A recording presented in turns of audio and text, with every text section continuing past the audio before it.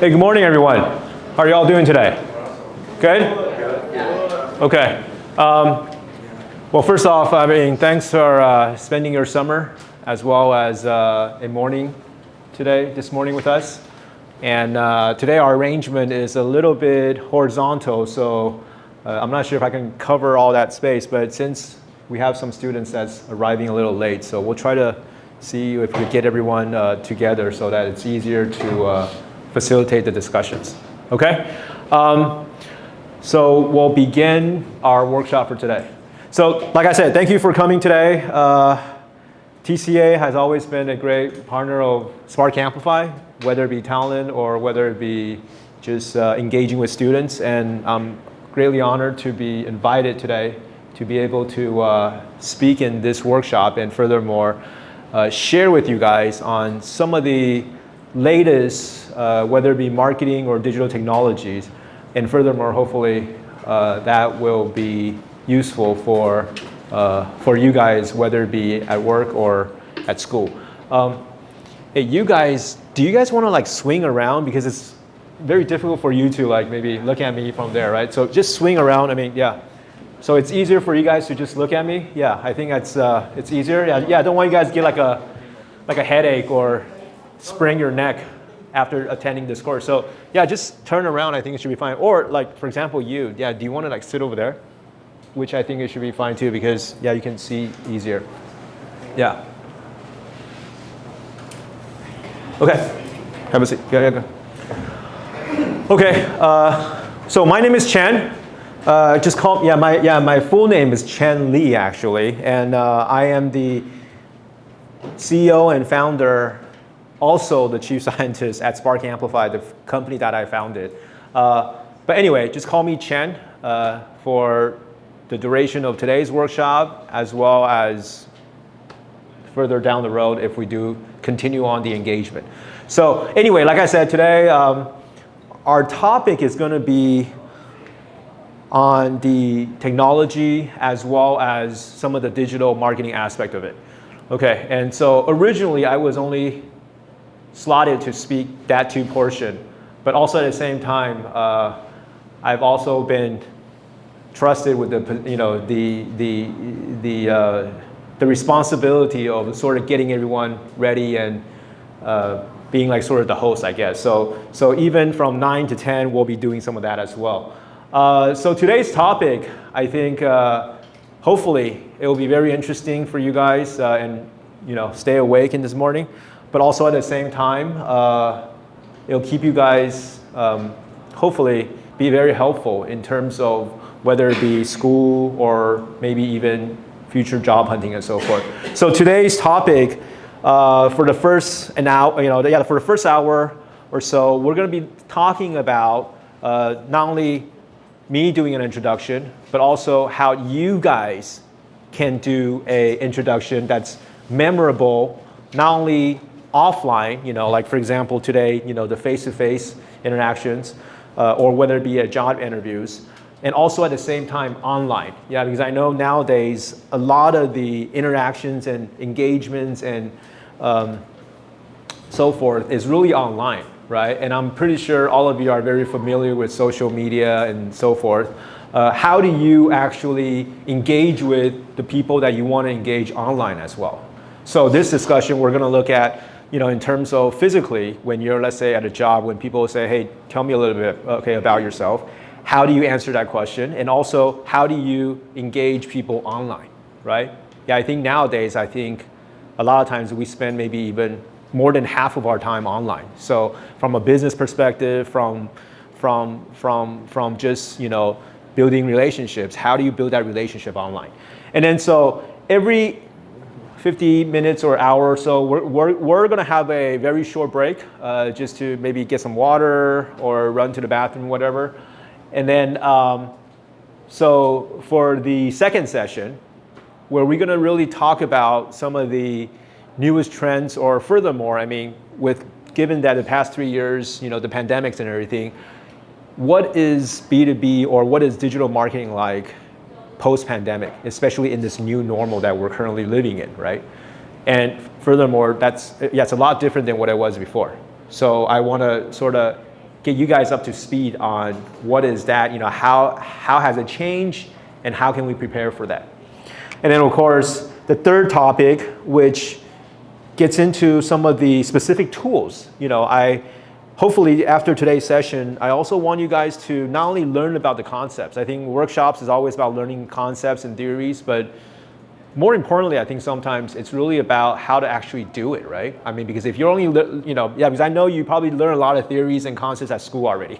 Okay, so I'm not gonna lecture more on that furthermore, right? I want to sort of get you guys actually be able to do some of the stuff that we've been talking about. And so I'm actually gonna show you guys, especially now that we're in the age of AI, there's a lot of tools out there that can really help you with a lot of the stuff that you might need to know how to do when you're in the business work environment. So we're going to be looking at some of the AI tools, including like generative AI, ChatGPT. First off, how many people have used or are using ChatGPT? Can I see a show of hands? Don't be afraid. Your professor or your teacher or your boss is not here. So I just, that's good. That's good. That's good. In fact, I hope that everyone after today's session start using it. In fact, I'm not saying to use it to lessen the stuff that you have to do, whether it be at work or school, but use it to empower yourself to really effectively communicate. And then furthermore, because language, as always, has always been a huge barrier, right, in communication, storytelling. Now, with a lot of the tools that are coming out there, like ChatGPT, which is something that we'll be looking at. Also, Mid-Journey, right? A picture is worth 1,000 words. How do you tell a story with pictures? I think that sometimes we're restricted by that too, because we're not all designers, right? We might have an idea of what that visualization should look like, but we're not good with Adobe Photoshop or Illustrator. So sometimes we're not able to put that story out there through the format of a picture. So how can a tool like Mid-Journey or DALL-E help you guys with that? Okay, so that's something that we'll talk about as well. So ultimately, I think it's, today we're always gonna, we're gonna be looking at the introduction. So that is also communication storytelling. We're gonna be looking at some of the technologies and methods of sharing that communication. Furthermore, at the end, the last section, we're gonna be looking at some of the tool sets that can help you create that content, create that, story that people are interested in learning about. Okay, and then so lastly, we're going to be, hopefully, if we do have some time, we'll do some Q&A. I definitely want to leave some time for Q&A. I think Q&A, it's also an opportunity for me to get to know a little bit about what you guys feel about the content that I presented today. And also at the same time, hopefully, to answer some of the questions that potentially, from me as a presenter or a teacher of this, I may not think of it. I may be blindsided, but from a student of this process, maybe there might be some questions that you guys would like to sort of discuss and see how I can clarify. Okay, and so before we start, I just want to quickly introduce myself. So like I said, my name is Chen. My Chinese name is Li Jianqun, 健康的健和群的群哈. And so, as you can see, it's not an English name. I've never, even though I grew up in the States, I went to California when I was 8, and have been there or was there for a long period of time, but never really had an English name. I just figured I want to be a little bit different, so I stuck with my passport Chinese name for the longest time. But anyway, I founded, I've studied in Northern California, Bay Area. I graduated from Berkeley, and then afterwards, I didn't do what a lot of people in Silicon Valley do, which is to start their own startup. I actually went and become a consultant and furthermore work in the corporate for the longest time. So I've always been like a professional manager. And then came back to Taiwan for about 15, 12, 13 years already. And so, and then about 5 or 6 years ago, I made the leap and I decided to start my own company, which is Spark Amplify, which is something that I've always wanted to do, to be honest with you. I, especially studying in the Bay Area in Silicon Valley, you'll see that, every three, like 2 or 3 individuals, I think one is an entrepreneur, right? And so when you're in that type of environment, I think it's hard not to become an entrepreneur yourself because everyone else is, right? When you're in a coffee cafe, studying, right, or whatever, you may potentially have a VC sitting next to you talking about their next investment, or on the right, it may be like a founder of a startup or a technology that is potentially disrupting the industry.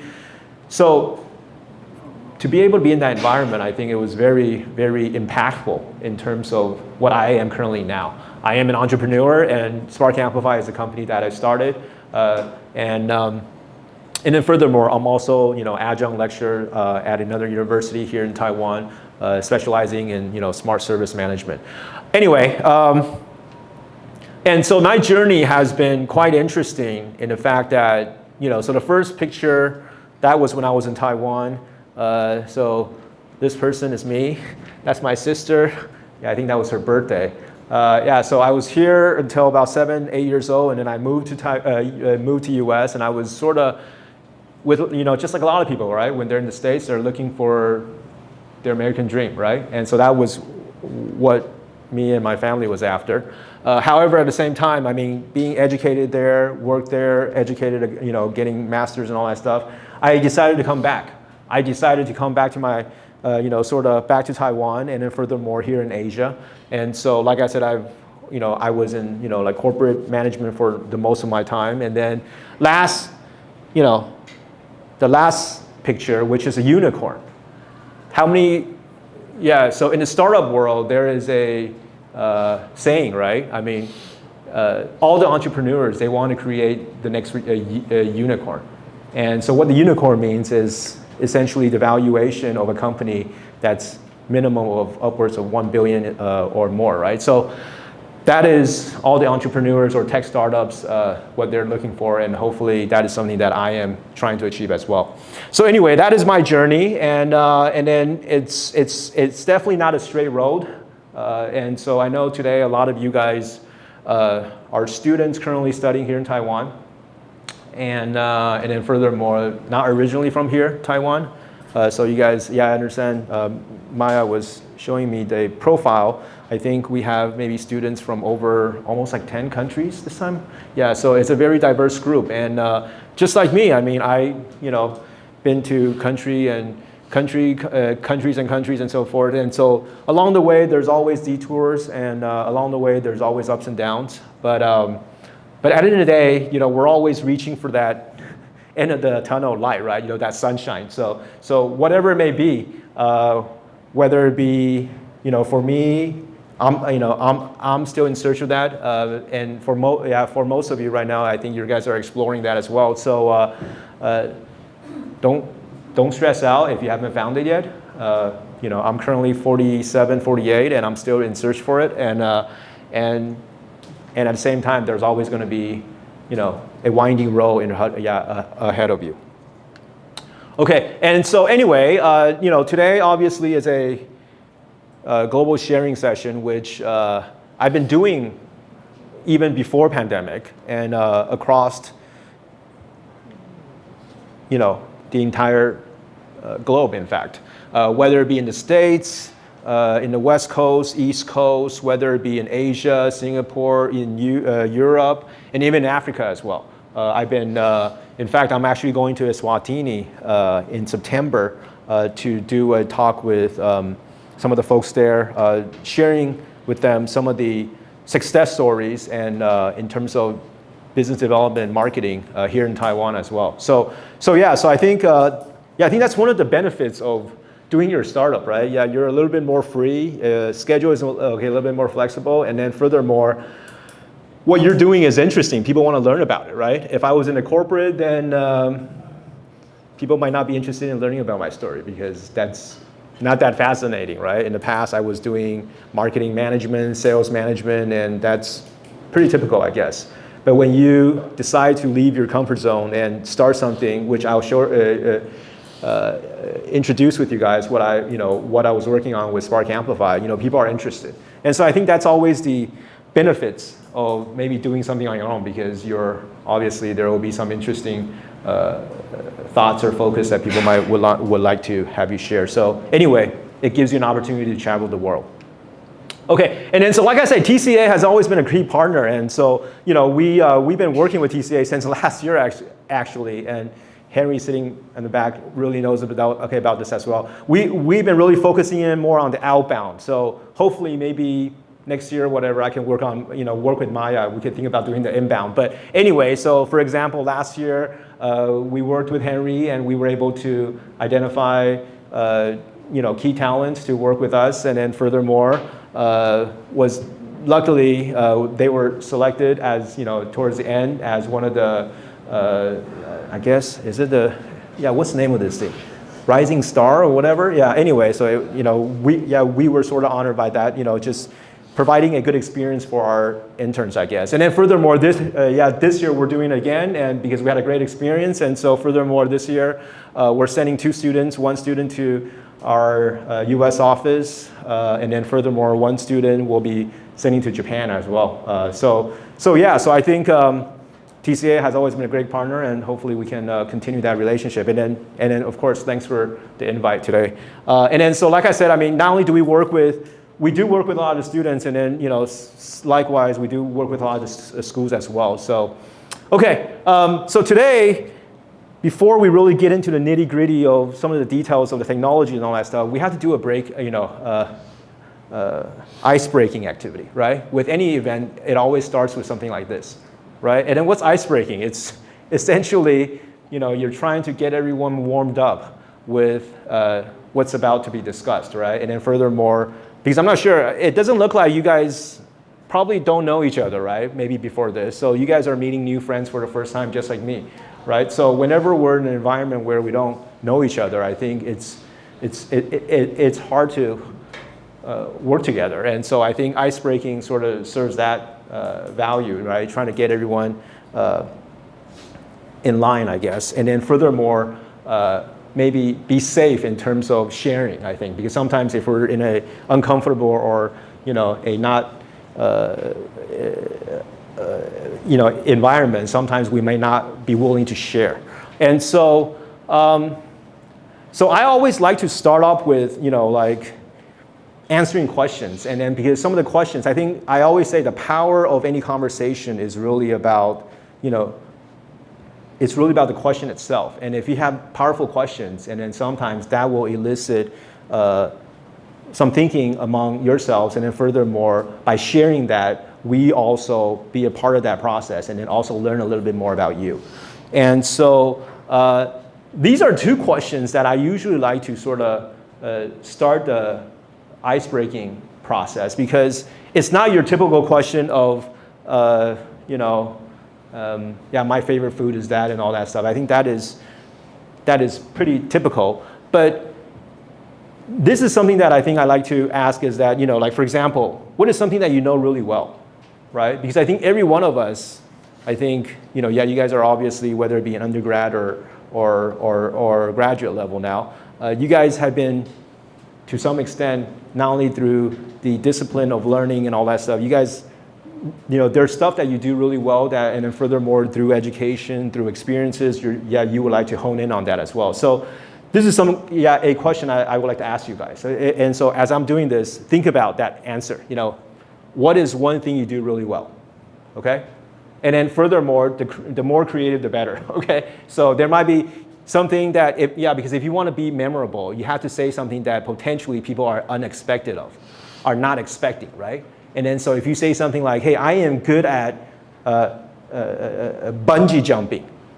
Wow, people really will remember you, because that is not something that we usually do that often, right? And so think about, because in any situation, this is to some extent, it's an environment where we want to make a good impression as well, right?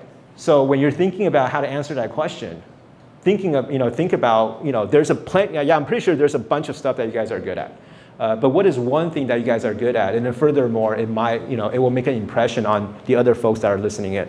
Okay, that is one thing. And then also, with anything, I think I've always believed in the process of learning. And then furthermore, like for example, the stuff that I'm doing right now, even with generative AI and all that stuff, I'm learning every single day, right? So there's some stuff that we all want to learn, right? And then just sometimes it's just not enough time. And that is interesting too, because that not only tells us, the previous question is really learning about what you have been for the past 18, 20 years. And then furthermore, what do you want to learn?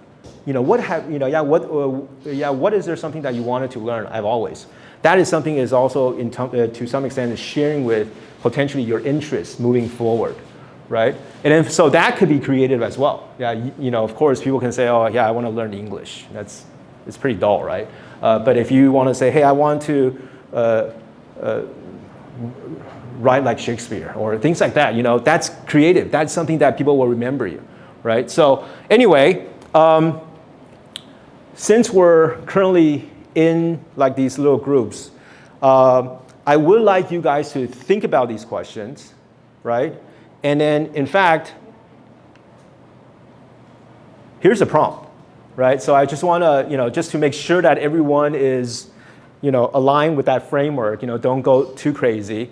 Can we do this instead of before you guys start, sharing with everyone else? I would like you guys to share with your group first, I think, because that discussion might be interesting, because hopefully through today's session, you guys will also meet some new friends, not across the board, but at least within your group, right? And then so I'm pretty sure there will be other workshops coming up as well, so you guys can continue that relationship. So what I was thinking is, among your groups, right? And then I know there's like Post-its, right? Yeah, there are Post-its here, okay? So, write this out, use this prompt. Okay, so write it out, and then furthermore, share among your group first. Okay, and then so think about, like I said before, what is something that you know really well, right? Share with us and be creative. And then furthermore, what is something that you have always wanted to learn? And that is something it should almost to some extent show not only the areas of interest that you're potentially pursuing, and potentially, it will also show us maybe a glimpse of your passion, I guess. Okay? And then just think of it as when you're telling this to someone, you want to make an impression. So it's not something where, it's an assignment.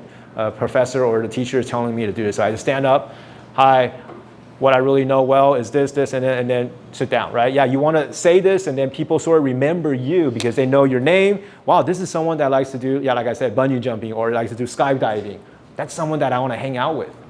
Okay, so let's do it among our groups first, and then I'll give you guys maybe about 5 minutes or so, 5 or 10 minutes or so to just do it among yourself first, and then afterwards, I will probably select maybe 2 or 3 from each group, just, stand up and share with everyone else. And then, so one thing, because since we're not going to be able, because today we do have quite a sizable group, among yourselves, identify 2 or 3, identify 3 that you think was very creative and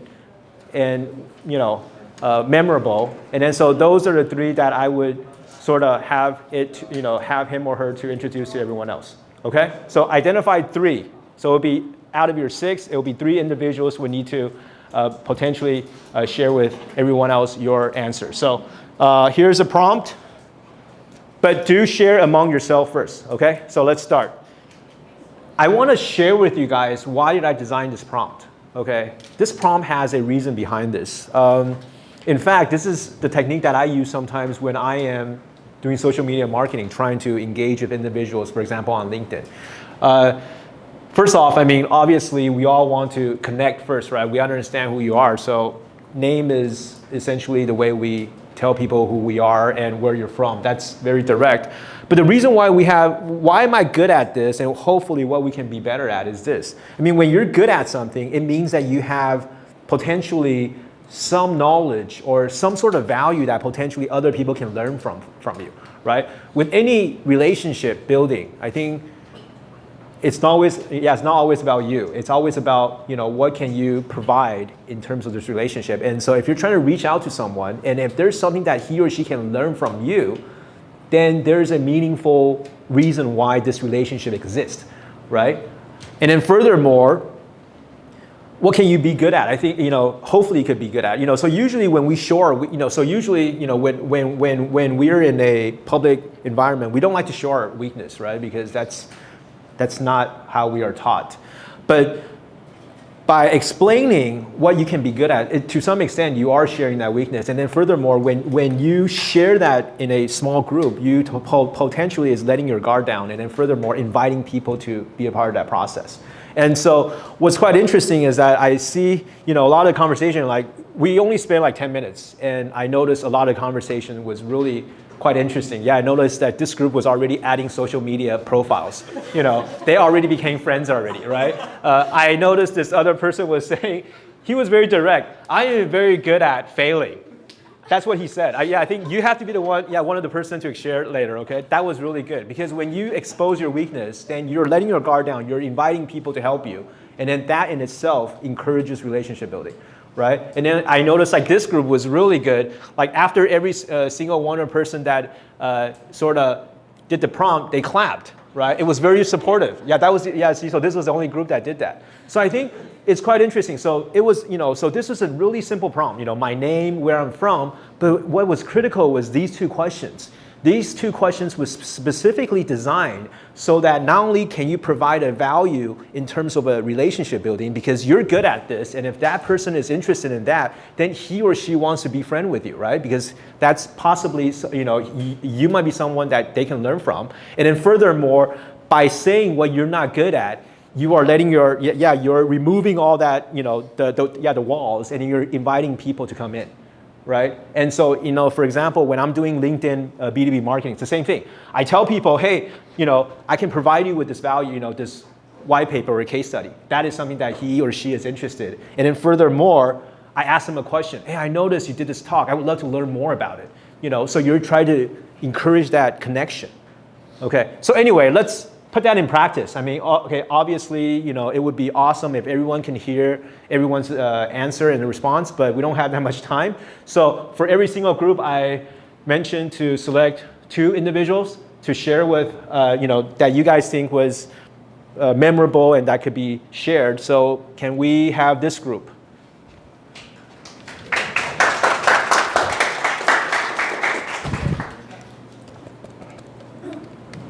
Yeah,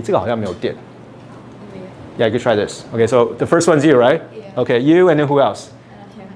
And then you. Okay. Yeah, I hope you didn't just go through this order.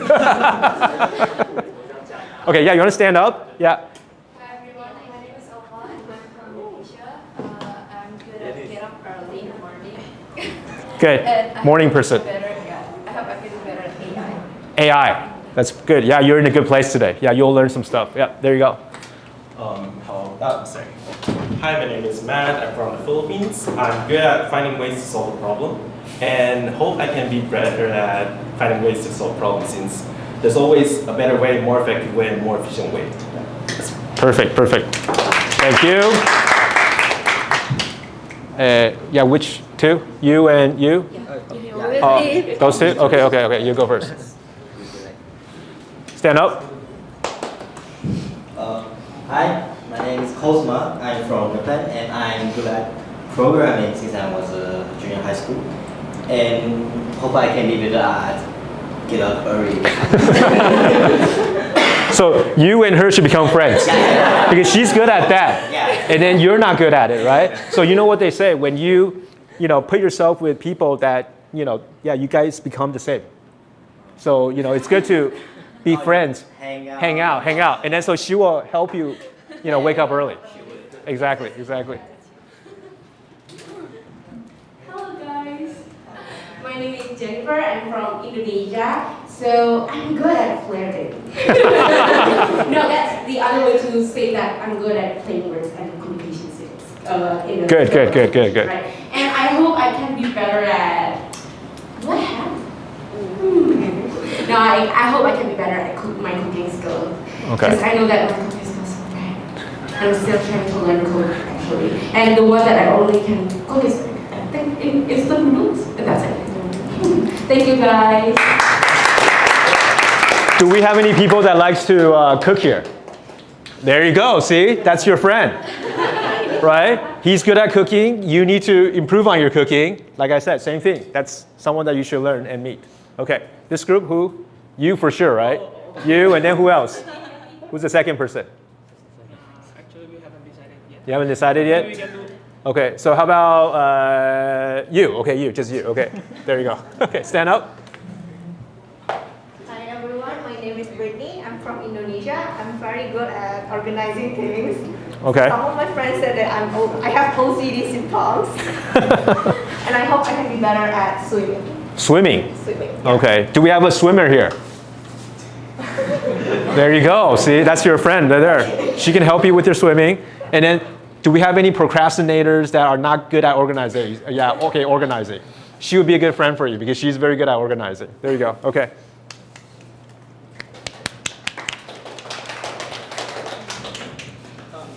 So, hello, my name is Henry, and sorry for the awkward thing. So, I'm from Indonesia, and I'm very good at failing actually. And I think because I failed a lot from my senior high school, math, of course, physics, I can see a lot of different things from the bottom low. And I hope I can be better at communicating with people because I think communicating is very cool stuff. I can get to know a lot of people and a lot of interesting stuff. Thank you. Yeah, you'll be surprised, especially in the, when you're starting your own company, entrepreneurs, yeah, you know that, right? In the startup world, 95% of the startups fail. So oftentimes, even though there are failures, but there's a lot of learning that goes through that. And so that's why you see a lot of, serial entrepreneurs. They're always going through that process. Okay, they failed this time, what they learned, they go through it again. They failed again, they go through it again. And then ultimately, hopefully, one of the times will be successful. So failure is also a learning process. Okay? Okay, so who's gonna stand up at you, and then who else? The second one. And then you, okay, there you go. Stand up. Hey, my name is Alfius. I've been here in Taiwan for about 5 years. Oh, wow. Okay, so you can do this in Chinese then. Yeah, I do speak Chinese. It's okay, they don't understand, so we do it in English.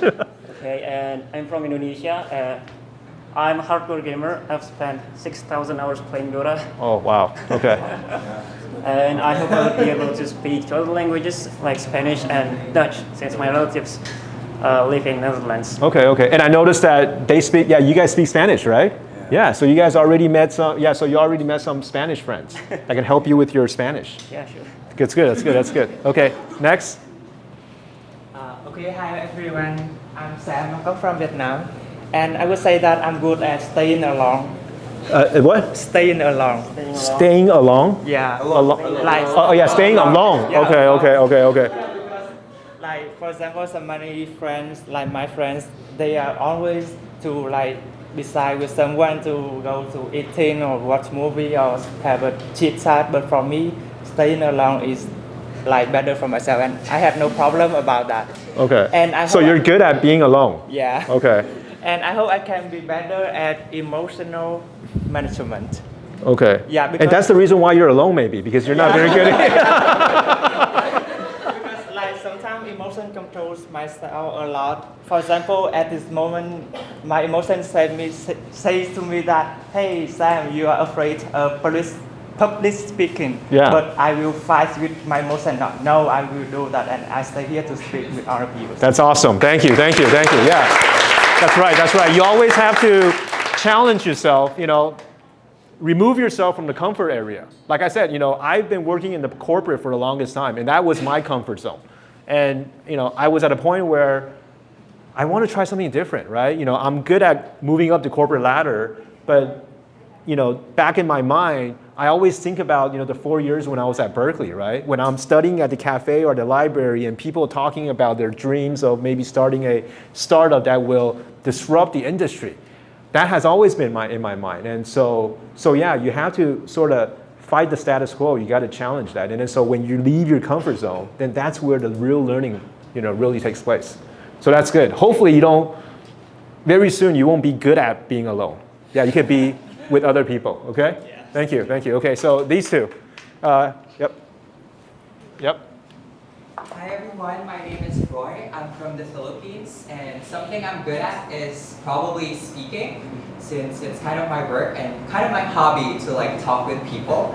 And I hope I can be better at marketing, since that's one of the industries that I'm interested in.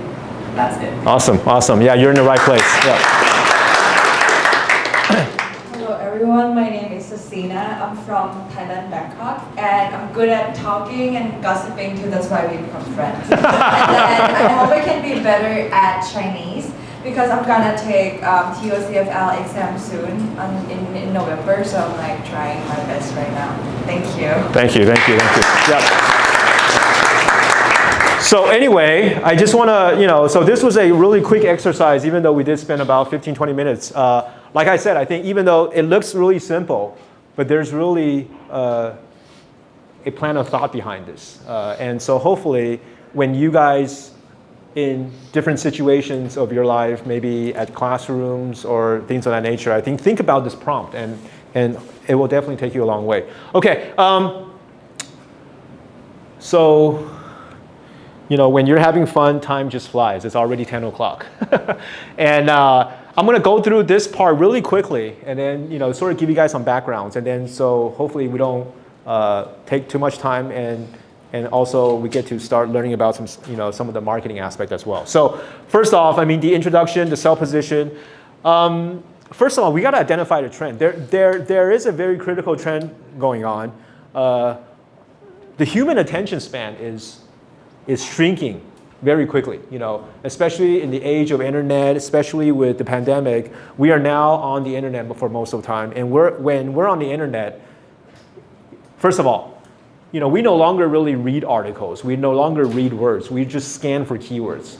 Do you guys agree, right? When you're on the internet or when you're reading something, a lot of us are no longer reading word by word. We're just scanning, okay, does this have the keywords that I'm interested in? And then maybe I want to spend more time, right? So, and then furthermore, a lot of the online events and so forth, people can toggle back and forth. So our attention span is not like before where if it's physical, then you're sitting here for 3 hours. But if it's online, then potentially you might multitask and do other things. And then when you hear a specific keyword that sort of rings a bell in your head, then you want to toggle back and maybe listen in for another couple seconds or whatever, and then you swing back, right? So the attention span of humans are really now only 8 seconds. And then furthermore, that's shorter than a goldfish. So a goldfish, to some extent, has a longer attention span than us humans, right? So with that being said, I think going back to what we just did, I think if we evaluate or if we look at some of the introductions that everyone or those that shared, you'll find that, of course, you guys were going through the prompt, but when we need to do effective speaking, especially in let's say a public situation, I think we really need to hone in on our message, right? Because the person that you're speaking to, he or she only has 8 seconds. Once you go beyond that, you lose them, right? They no longer are not, they're probably not listening to you anymore. And so you need to really talk about, the most important thing. What am I good at, right? Yeah, you need to get that out in the first, let's say, 5 seconds. And then potentially, what are some of the things that you can follow up with, with the remaining 3 seconds.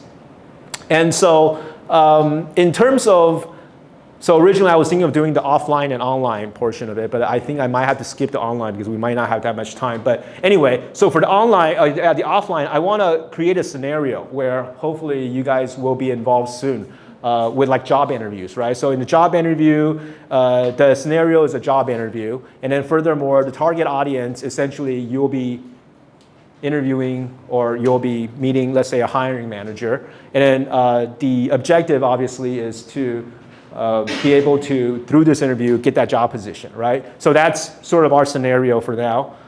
And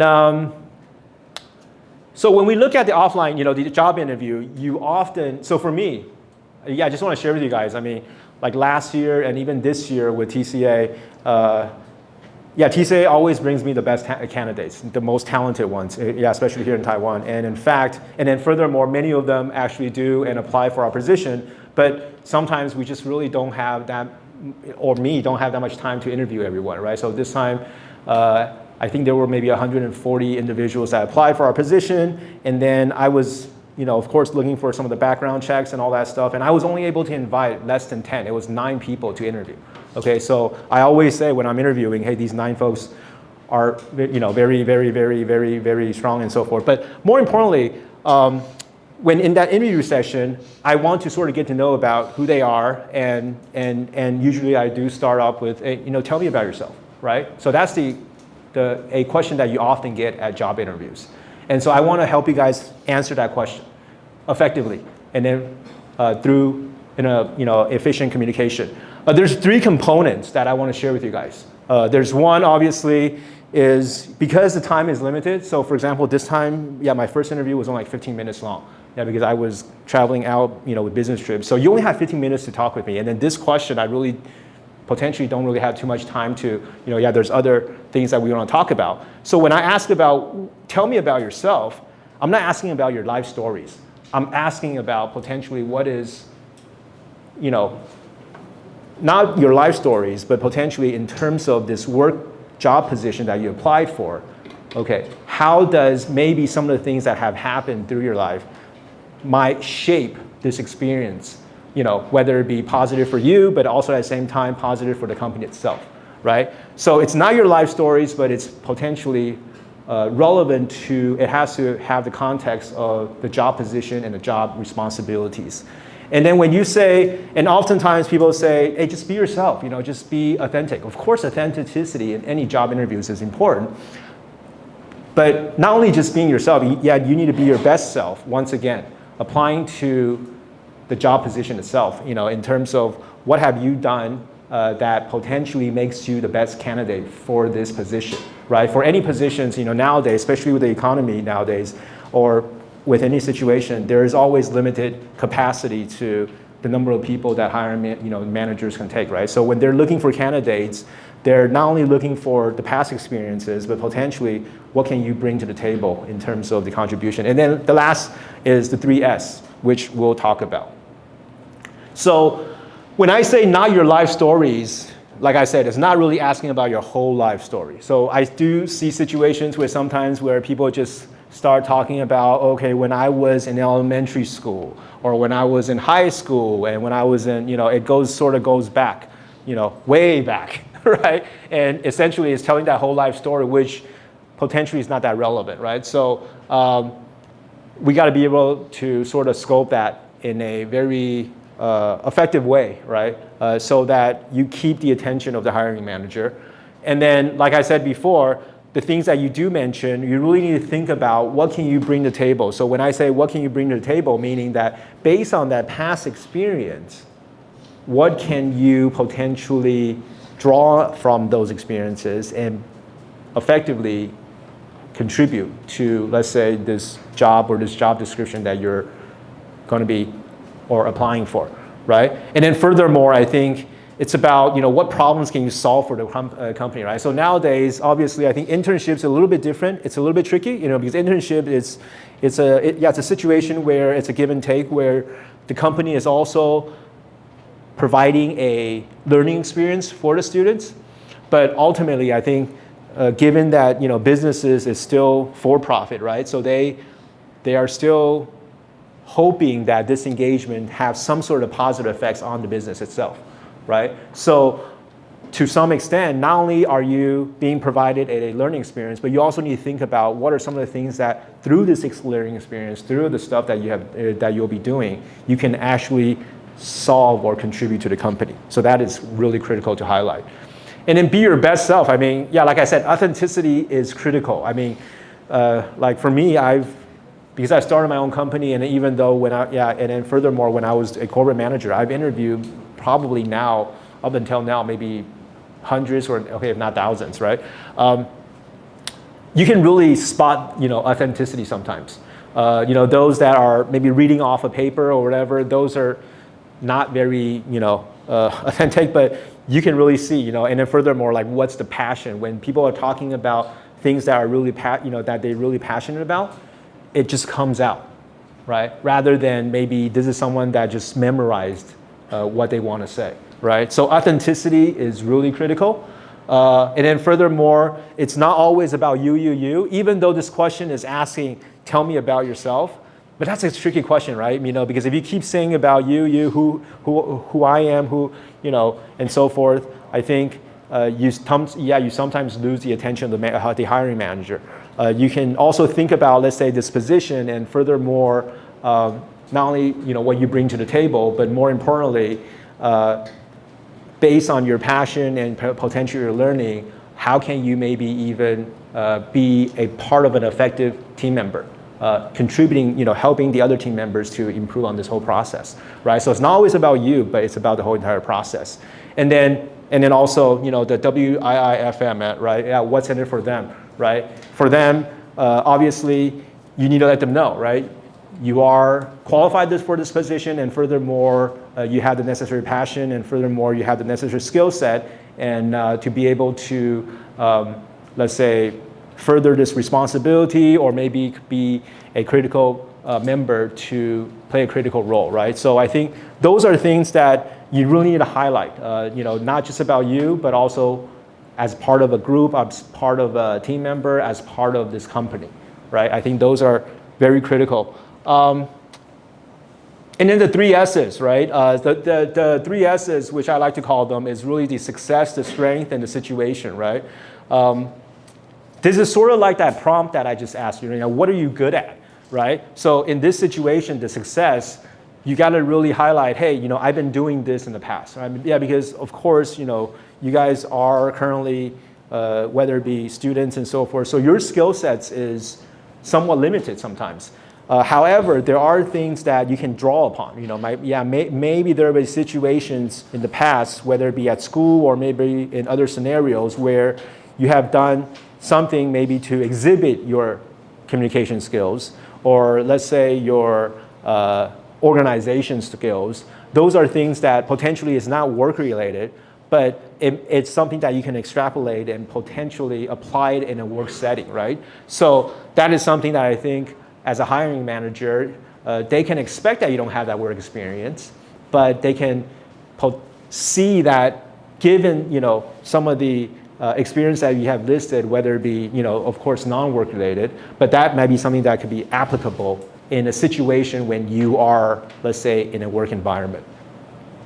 And then the strength, obviously, is always hitting on some of the keywords, you know. So on this point, it's looking at the description, identifying what you have done, and then potentially connecting with specific skill sets that you can really highlight, right? So my strength is at, let's say, social media marketing. My strength is at organization, event planning, right? Those are things that hopefully is also included in the job description. So when that aligns, then they say, okay, so you've done something similar, even though it's not in a work experience, but you have done something that can be applicable to a work experience. And then furthermore, you have specific success, let's say experiences, or maybe even numbers. Hey, you know, I've done something at school where I was able to plan, you know, the social media campaign, and then furthermore, you know, and if you have numbers, it'd be awesome. Like, hey, we were able to acquire, let's say, 450 new users to our Facebook, you know, to support this campaign, you know, because sometimes numbers gives the interviewer an idea that, hey, you've actually done this. You're not just telling me a story, but you actually have done it. And then furthermore, there are specific, let's say, quantifiable numbers to support it. And then the situation, right? So, like I said, what am I looking for is, you know, sometimes at a interview like this, I think it's also important when you tell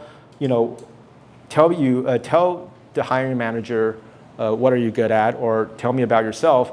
Also leave with a question, or let them know what you're looking for.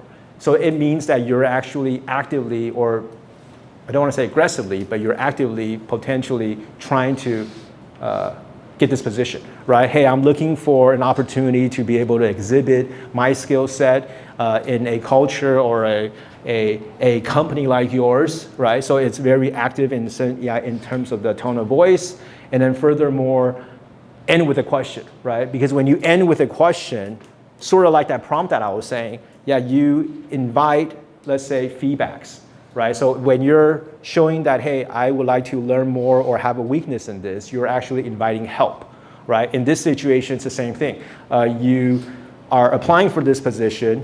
You've learned about, a lot of information about this position through, let's say, the websites, the job description. But by asking more questions at the end of the day, you're actually inviting, let's say, feedback, whether it be specific questions about this job position or this role.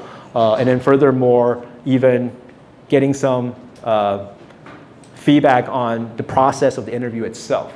So I think that in itself encourages the dialogue. And then furthermore, it encourages, builds some impressions when you are engaging with these hiring managers.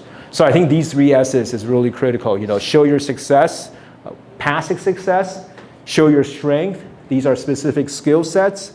And then lastly, build that situation in the sense of asking questions. And then so once you keep in mind these 3 S's, I think, and then furthermore, these, the other 2 slides that I showed before, right? Be authentic, but also at the same time, think about not only yourself, but putting yourself in the position of the company. What can you bring to the table? I think if you keep in mind these kind of key points, I think in your next whether it be interview or in a situation where people are trying to learn more about you, the information that you provide will be a lot more not only interesting, but it'll keep them,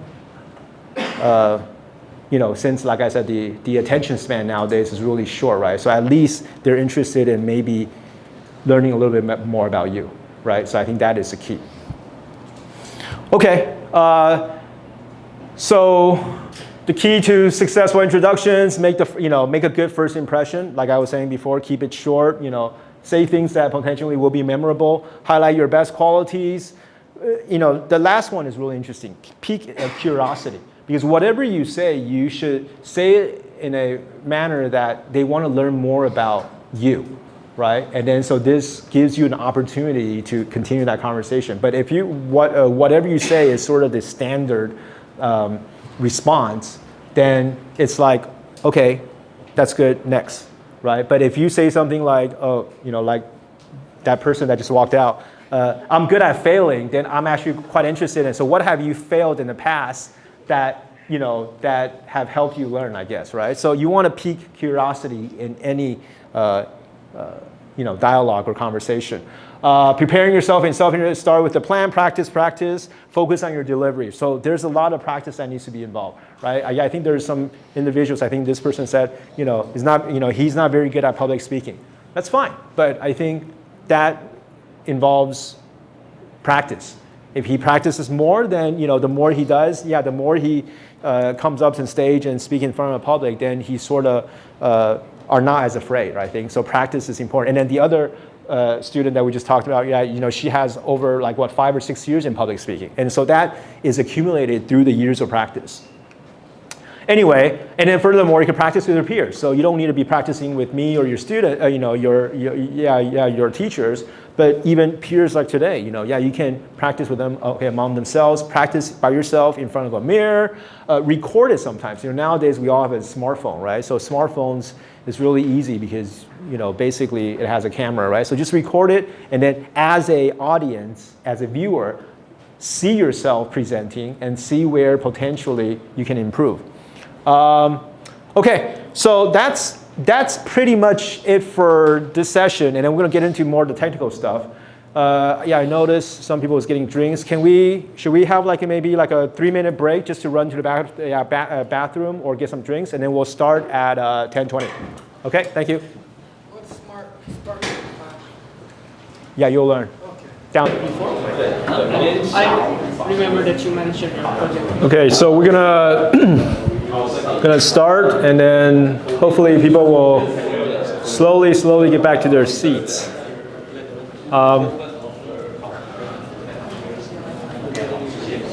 Okay, so the first session was really just trying to get everyone all acquainted and warm up the event. Now we're going to be talking about some of the stuff that I'm actually very passionate about. So, and then furthermore, I've been speaking and sharing a lot on, okay? And so I'm gonna start, and then so if you guys do come in, just slowly get to your table, your group, your chair. Okay. The next topic is, like I said, I'm gonna share with you guys in terms of now that we're in a new normal, what does that digital marketing landscape look like? And I understand many of you will be or currently already interning at some of the local companies here in Taiwan. I just overheard someone's interning in Kaohsiung, right?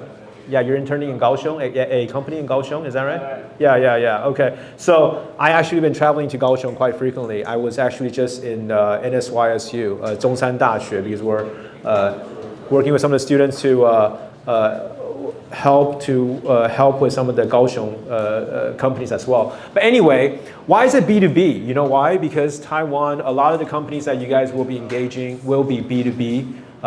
And so I'm gonna focus on that. And then since that's the sort of the companies that you guys will be engaging here in Taiwan, so hopefully some of the stuff that you guys learned today will be applicable and also be useful in the companies that you are interning for.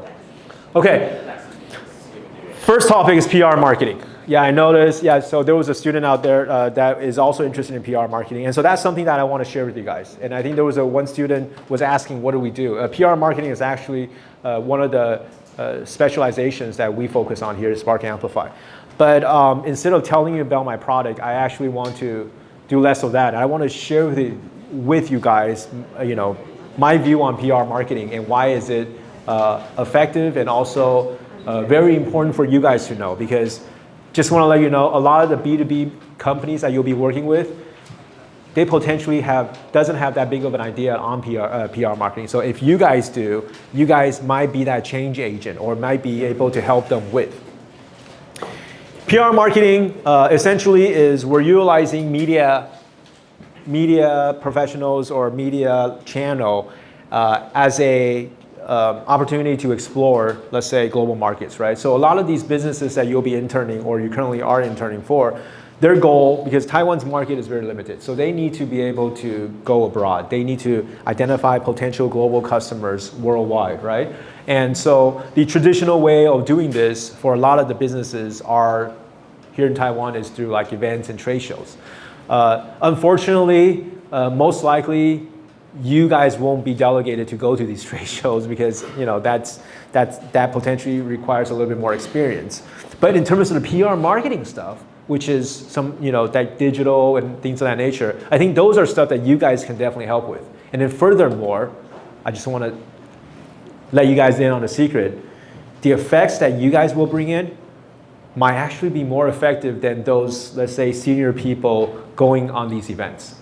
Okay, so I'm going to show you how, okay? And hopefully you might be able to help your businesses as well. Okay, how can media journalists help a brand, right? So you might be working for a specific brand, let's say, anyway, any brand, a bicycle brand, or maybe a drinkware brand, whatever, right? Now, how can the media channel help, right? There's three things that they can really effectively help the brand to get the word out. One, obviously, through their lens, through their perspective, they can help localize the content for that specific region. So when they're going to, let's say, trade shows, they're targeting, let's say, US market, they're targeting the Germany market. I mean, honestly, I think a lot of the in-house marketers don't have a good handle on, in terms of the language, the communication, and so forth. And so that is one thing media can help. And then furthermore, they can localize the audience, meaning that through this media outreach, they can actually help the brand find early adopters and maybe potential early users, right? And then thirdly is localize the voice, right? So when a specific brand is trying to enter a specific market, honestly, they potentially don't have a lot of the feedbacks of what the people in that region think about this specific product. So, but through, let's say, a media exposure, through, let's say, an article placement, you are able to collect those type of feedbacks, and I'm going to show you how. So, localized content. Here's an example that we did. Here's in a campaign that we did before, right? And so this company was doing gaming, okay? So it's not your type of gaming. It's really the retro arcade games, right? So a lot of these games were, back in the day when, remember, the day when we didn't have smartphones, it was all like Java, like Nokia and so forth, right? So a lot of these games were sort of on that platform. And so the creator of this product wanted to sort of simulate a retro arcade style cabinet and then to be able to play those games, because nowadays no one has those phones anymore. And so this is a product that actually we help them run on, let's say, crowdfunding campaign like Kickstarter. And then furthermore, Kickstarter obviously is engaging with a lot of the US consumers, right? Which they're not familiar with because these are Taiwan manufacturers. And so what we did was we engage with media out in the States. So Gizmodo is actually a tech media out in the States. I mean, those, like for example, people that are in the States probably have read them before. They are very good at like gaming and gadgets and so forth, right? And so as you can see, this media, it's got some influencing power, right? So for example, their daily unique visitor back then was 2 million. The monthly unique visitor was 61 million. So if you're able to put your product, are able to get, let's say a placement on that, on their site, you're most likely going to get some eyeballs onto this article, which indirectly is telling or, showcasing your product. So that's what we did. We were able to get, a journalist from this media to share with his or her readers, what he thought about this product. And so by doing that, like I said, the content itself, if you can see, based on his experience, he wrote about this product. And this in itself is what we were talking about, right? By doing this, the journalists, to some extent, localized the content specifically for that specific market, which was the US, for language and style. These are some of the stuff that potentially the Chinese or the Taiwanese marketers, they potentially don't understand. They may not have the language, they may not have the culture, that background to be able to present a story like this.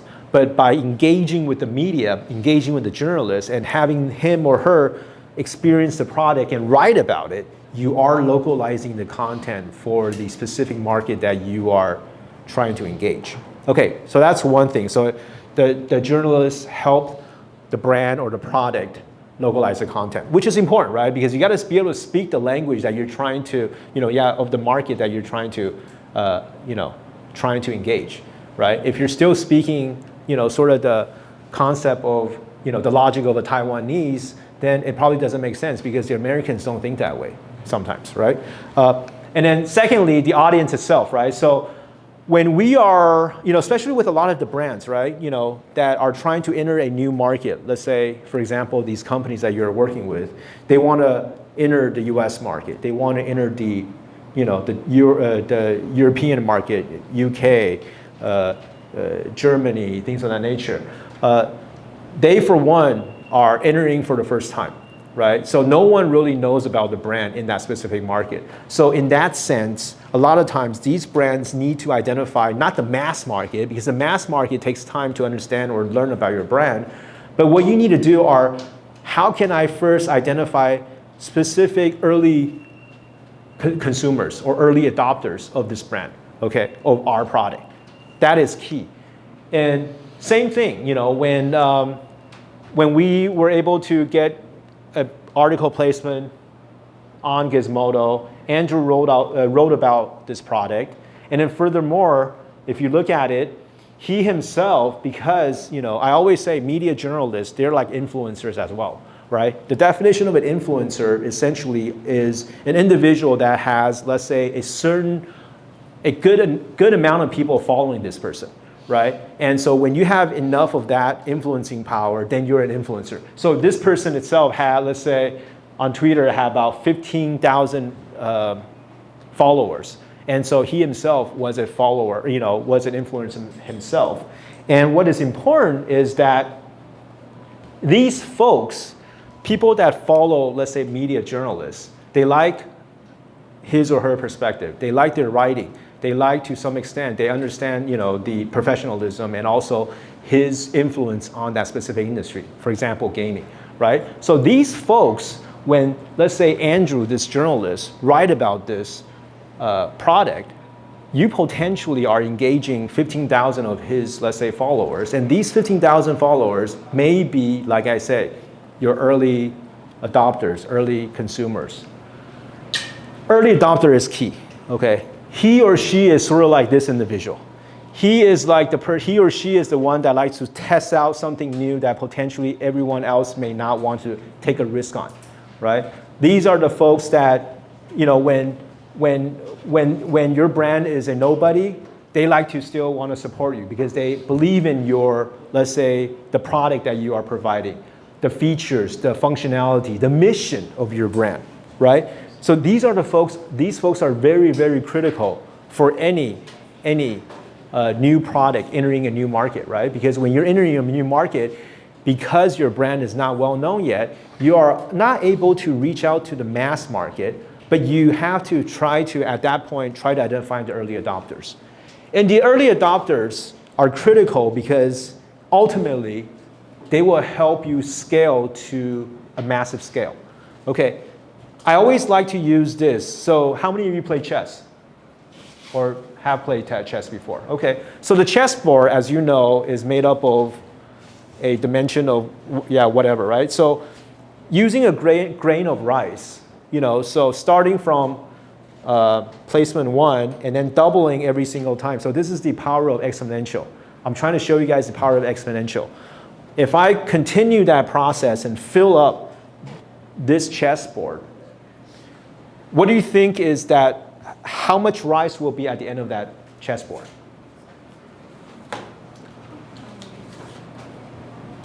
I'm not sure if you guys thought about that, but let me show you. It will be this much. Okay.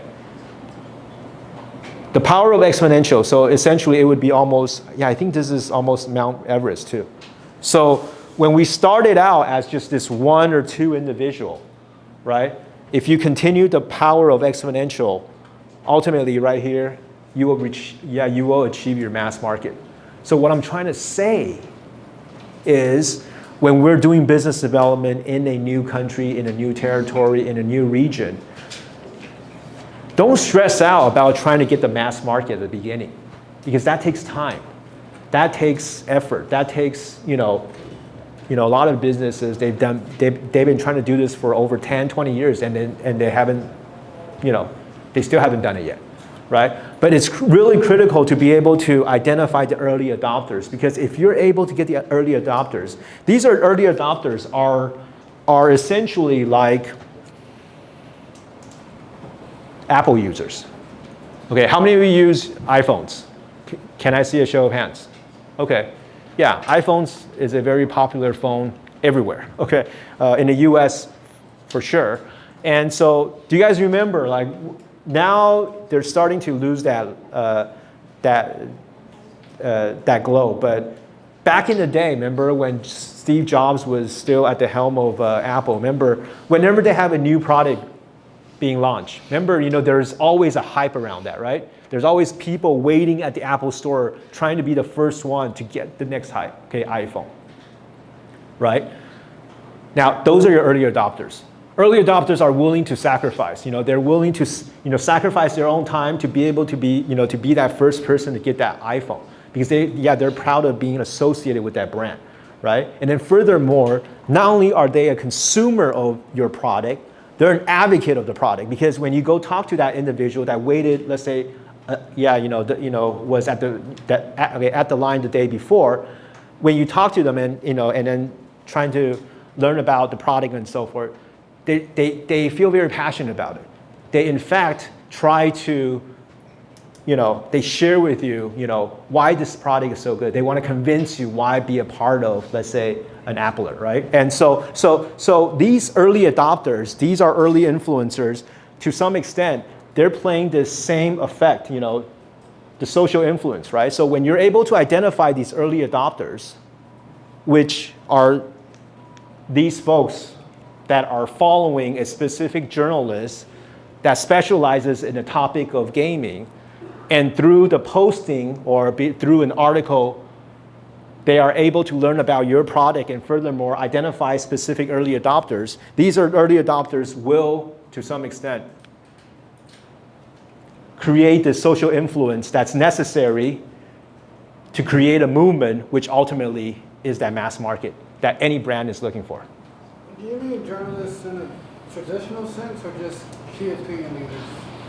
Both. Yeah, so like I said, I think media folks, journalists are like influencers because they have followers that are following them, right? So when we define like KOLs, when we're defining influencers, ultimately, if he or she doesn't have a following, then he or she doesn't qualify to be someone that has an influencing power, right?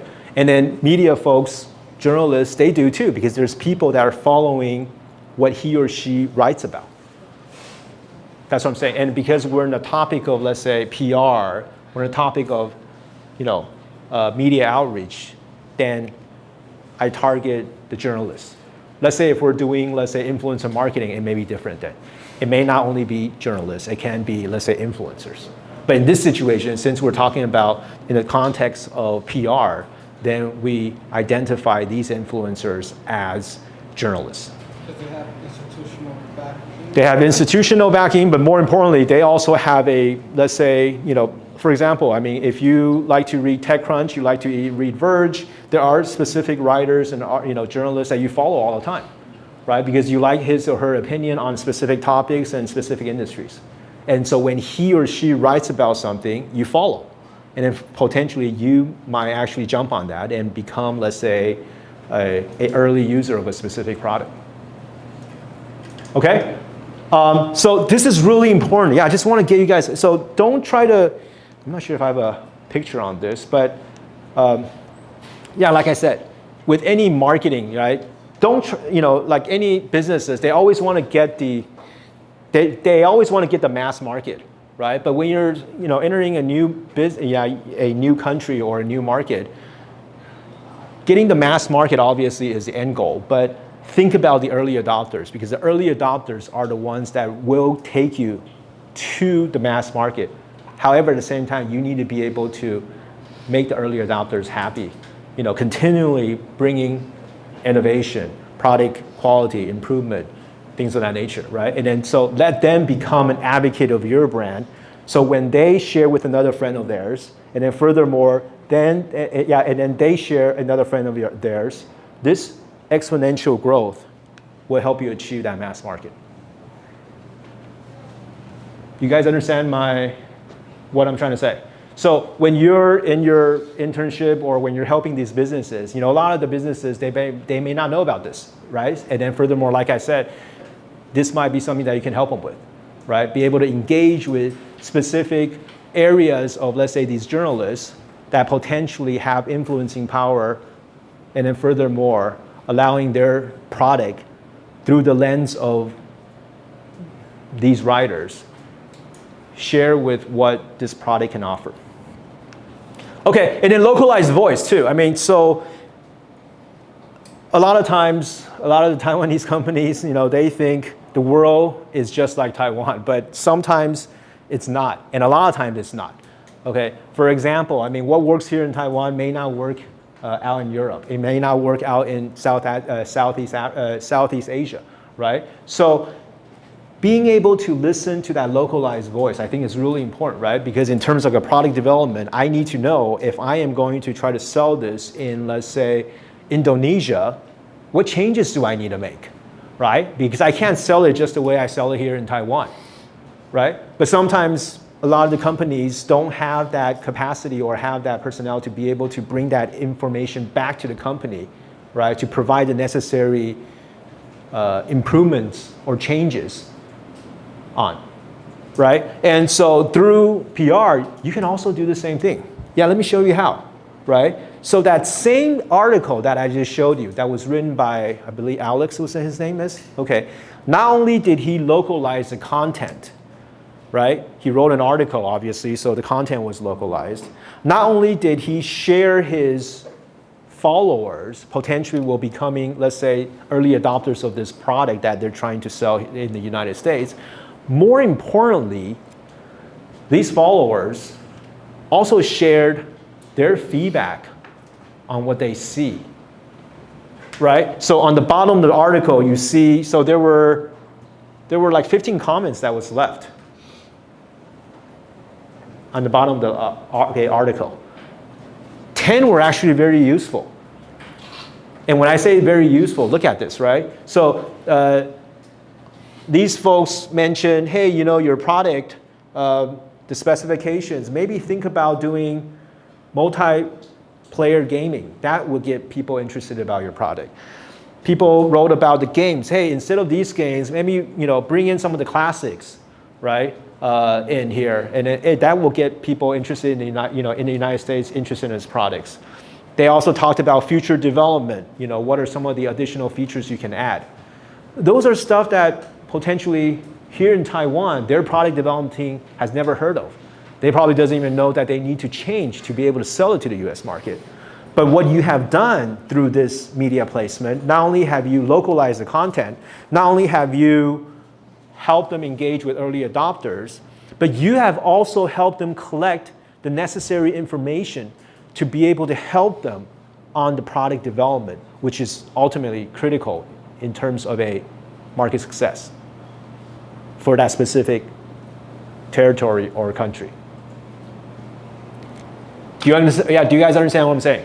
Everything that you have done right now, or through this process that I've shared you have not stepped out of Taiwan. Right? Because you may not have the opportunity, you know, to be sent to be a part of that trade show, whatever, right? But everything that you have done not only is here in Taiwan, but you have helped this business tremendously because you have helped them, you know, the three aspects that I just mentioned. And you can apply this anywhere. When you get back to your home country, you go back to US, you go back to Indonesia, you can help those businesses as well. It's the same situation. Okay.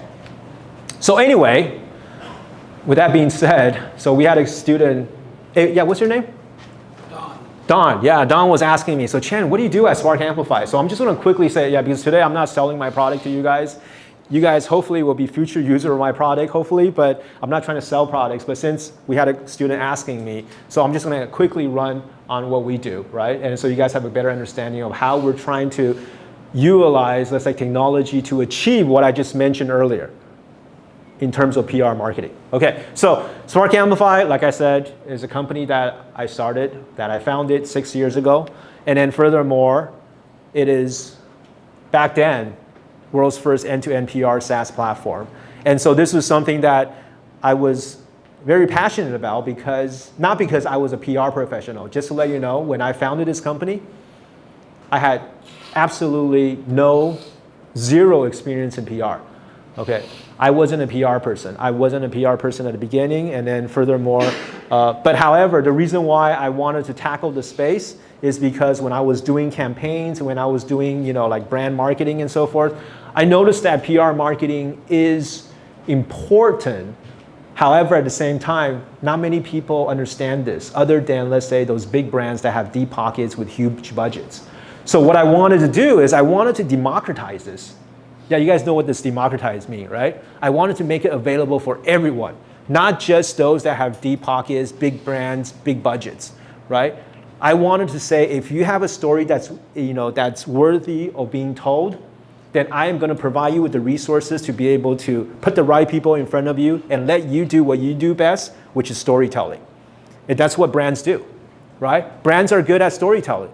But however, sometimes, storytelling, you got to make sure that you are telling to the right people that will help move the needle, right? So that was what I wanted to do. So I wanted to make PR, not only democratize PR, but I want to make it more achievable, meaning less manual work, right? So a lot of times when people think about PR, they're like, nah, that's not something I want to think about. because it's just too time consuming, and then I never know what's going to happen and so forth, and it's not manageable, and so it's all that stuff. So I see there's a potential to improve on the process itself.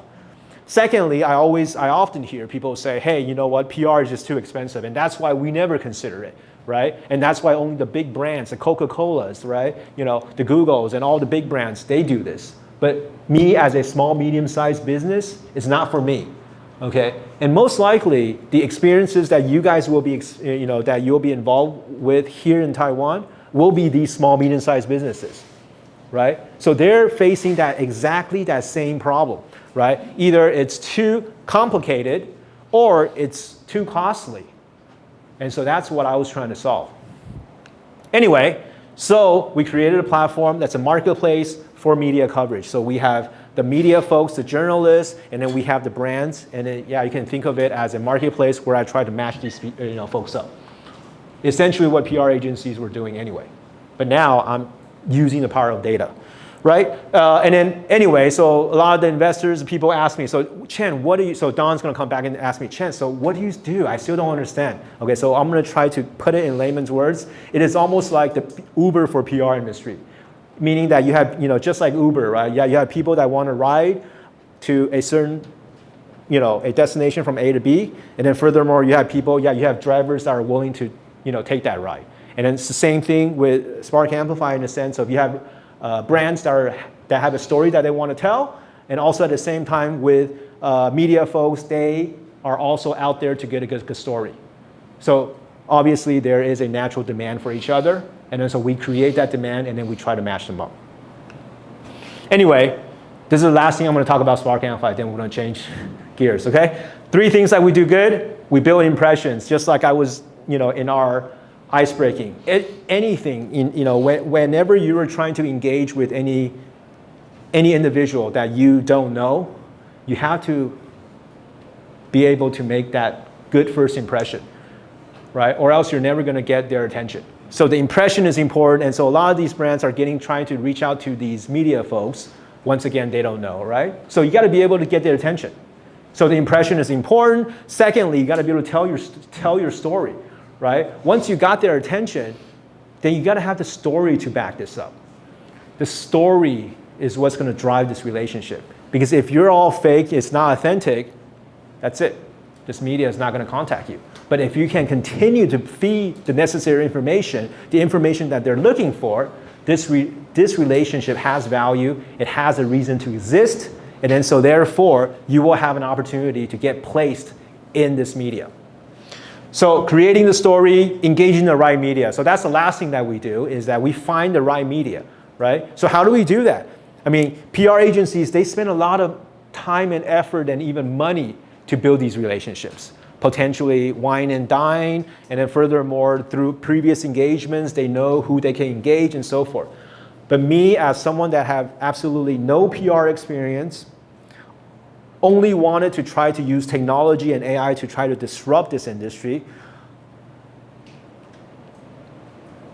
my focus was, I want to learn about what these folks are writing about through actually reading their articles. Now you'll be like, Chen, you are crazy. How can you read the articles of all these folks? Even if you read them, how are you going to effectively be able to classify them or categorize them, right? So that's why I went back to what I was good at, data. AI can help me with this, right? Instead of me going through and reading all these articles, can AI help me read this and then let me know what this person is writing about and then help me profile this person? Hey, Don likes to write about sports technology because based on the last 10 articles that he has written, it's always about sports, athletics, technology. He doesn't need to tell me. I am looking at it based on what he writes or what he wrote, right? Sometimes when you ask someone, there may be agendas, there may be situations where you may not get the right answer. But if I analyze based on what you do, that sometimes is a little bit more accurate in a sense of if I want to learn about what he really writes about. And so that's where the AI comes in. We go through that process not only for one individuals, we do it for 80,000 media journalists, right? So if I was to do this manually, that would never be able to be achievable because, you know, how many articles would I have to read? I'm reading it every day, right?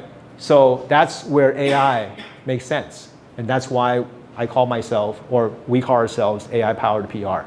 So we analyze these folks, and I let you know who are the folks that are currently writing in your space, and you do what you need to do, which is telling your story.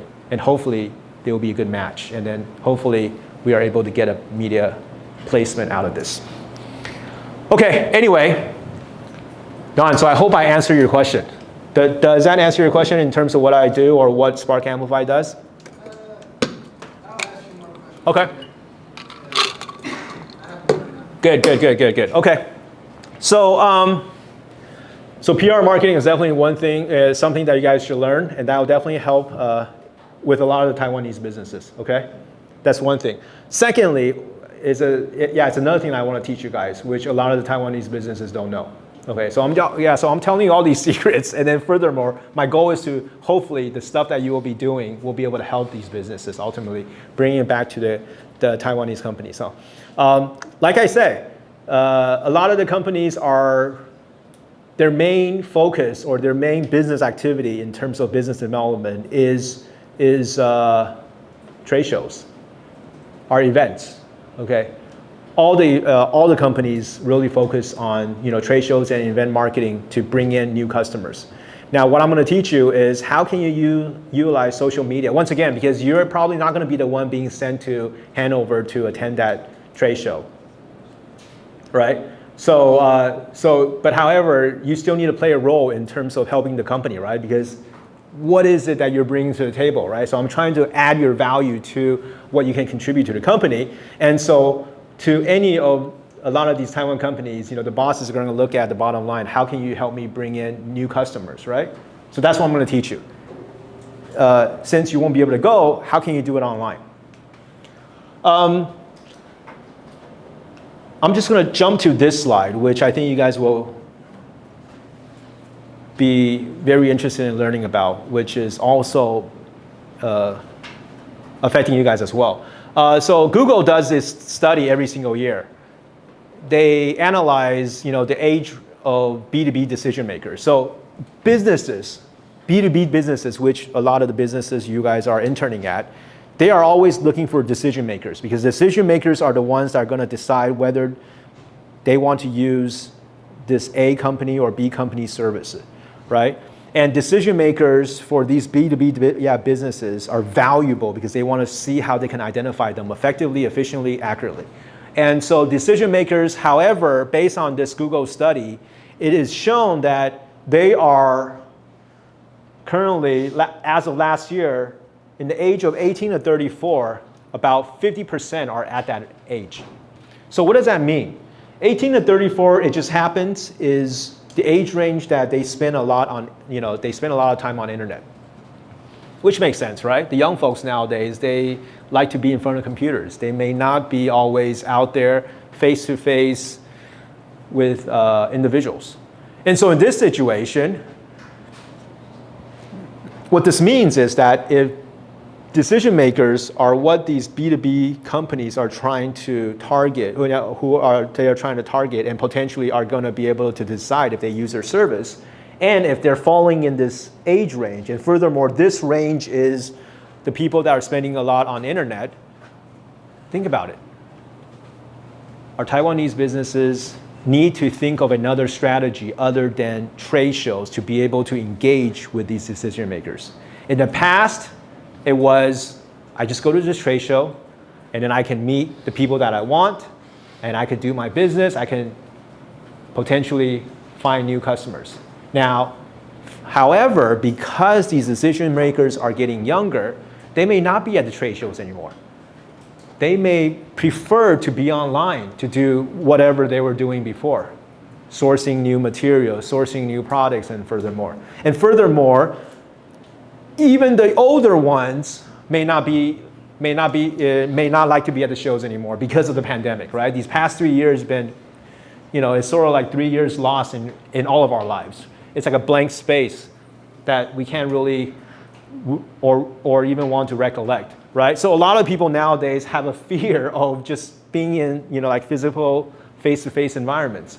So as a business, not only here in Taiwan, but as a business in general, we need to think about our online strategy even more than ever before. Because the people that we want to engage, whether it be because they're getting younger or because of the pandemic, people no longer like to be to do the face-to-face, we need to have a presence online. And so I'm just going to share with you guys. How many guys use LinkedIn?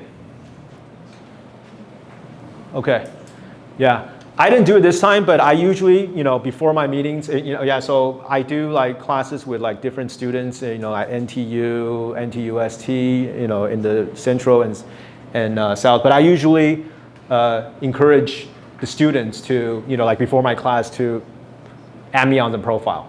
Yeah, because I think LinkedIn it's something that not only helps businesses, but also helps people like you guys, because ultimately you guys are looking for jobs, and I think that would be a good place to potentially find that dream job of yours as well. So, but anyway, why LinkedIn? So LinkedIn, it has 800 million users in 200 countries, and essentially the folks that potentially these businesses are trying to find, they're probably on LinkedIn. Especially if their target market is in the US or Europe, there's a good chance that the people that they're looking for, they're on LinkedIn. Okay, and then furthermore, of course, here in Southeast Asia, we're getting some of that as well. So yeah, and there's another, couple of other reasons why I'm just gonna quickly run by you, okay? And then because if you do want to introduce this to your company, they're probably gonna challenge you, right? Hey, what is LinkedIn? Because a lot of the Taiwanese have not even heard of LinkedIn. So you got to be able to back it up with some numbers. So I'm going to show you guys some numbers so you'll be able to persuade your manager or whatever, right? LinkedIn, it is, because we're doing it for business, so trustworthy is important. So when we're talking about trust, because we're doing it for businesses, when we compare it to other social media, which here in Asia, a lot of times we just use Facebook or IG, it's not as appropriate for business. And from a trust perspective, it's not that high in terms of ranking. So we need to think about what, if we're doing it for business, we need to pick the one that has higher in terms of trust. Secondly, B2B marketing, it is about the person that controls information is key, right? And we need to also understand the person that you're trying to identify or trying to engage, where are they getting information as well? So in this situation, LinkedIn did a study, for example, where do a lot of the purchasers of, let's say, tech companies, where do they get information? And LinkedIn is number one, 55%. And then it's other media like CNET, CIO, and then Facebook. Facebook is 16%. So if I want to influence the potential decision makers, then I need to know where they are getting their information. And if their information is getting it from LinkedIn, then that's where you need to be able to tell the brand story, right? That's where you're going to be able to affect these decision makers when they're making purchase decisions that, hey, you know what? Hey, I remember seeing something from this brand ABC, right? That potentially can help us. And maybe we should learn more about it, right? Because that's where they're collecting information.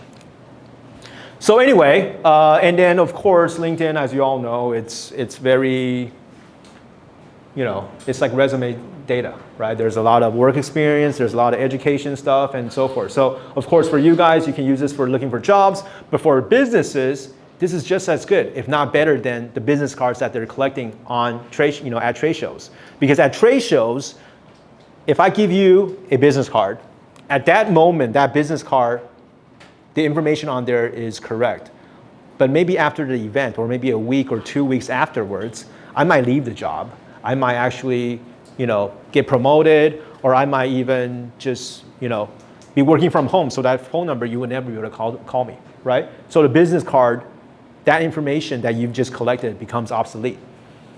Now, however, on LinkedIn, it's because it's personal profile, then the information that you are updating or collecting or updating on your profile, it is to some extent a part of you, and so you want to make sure that the information is correct at any time.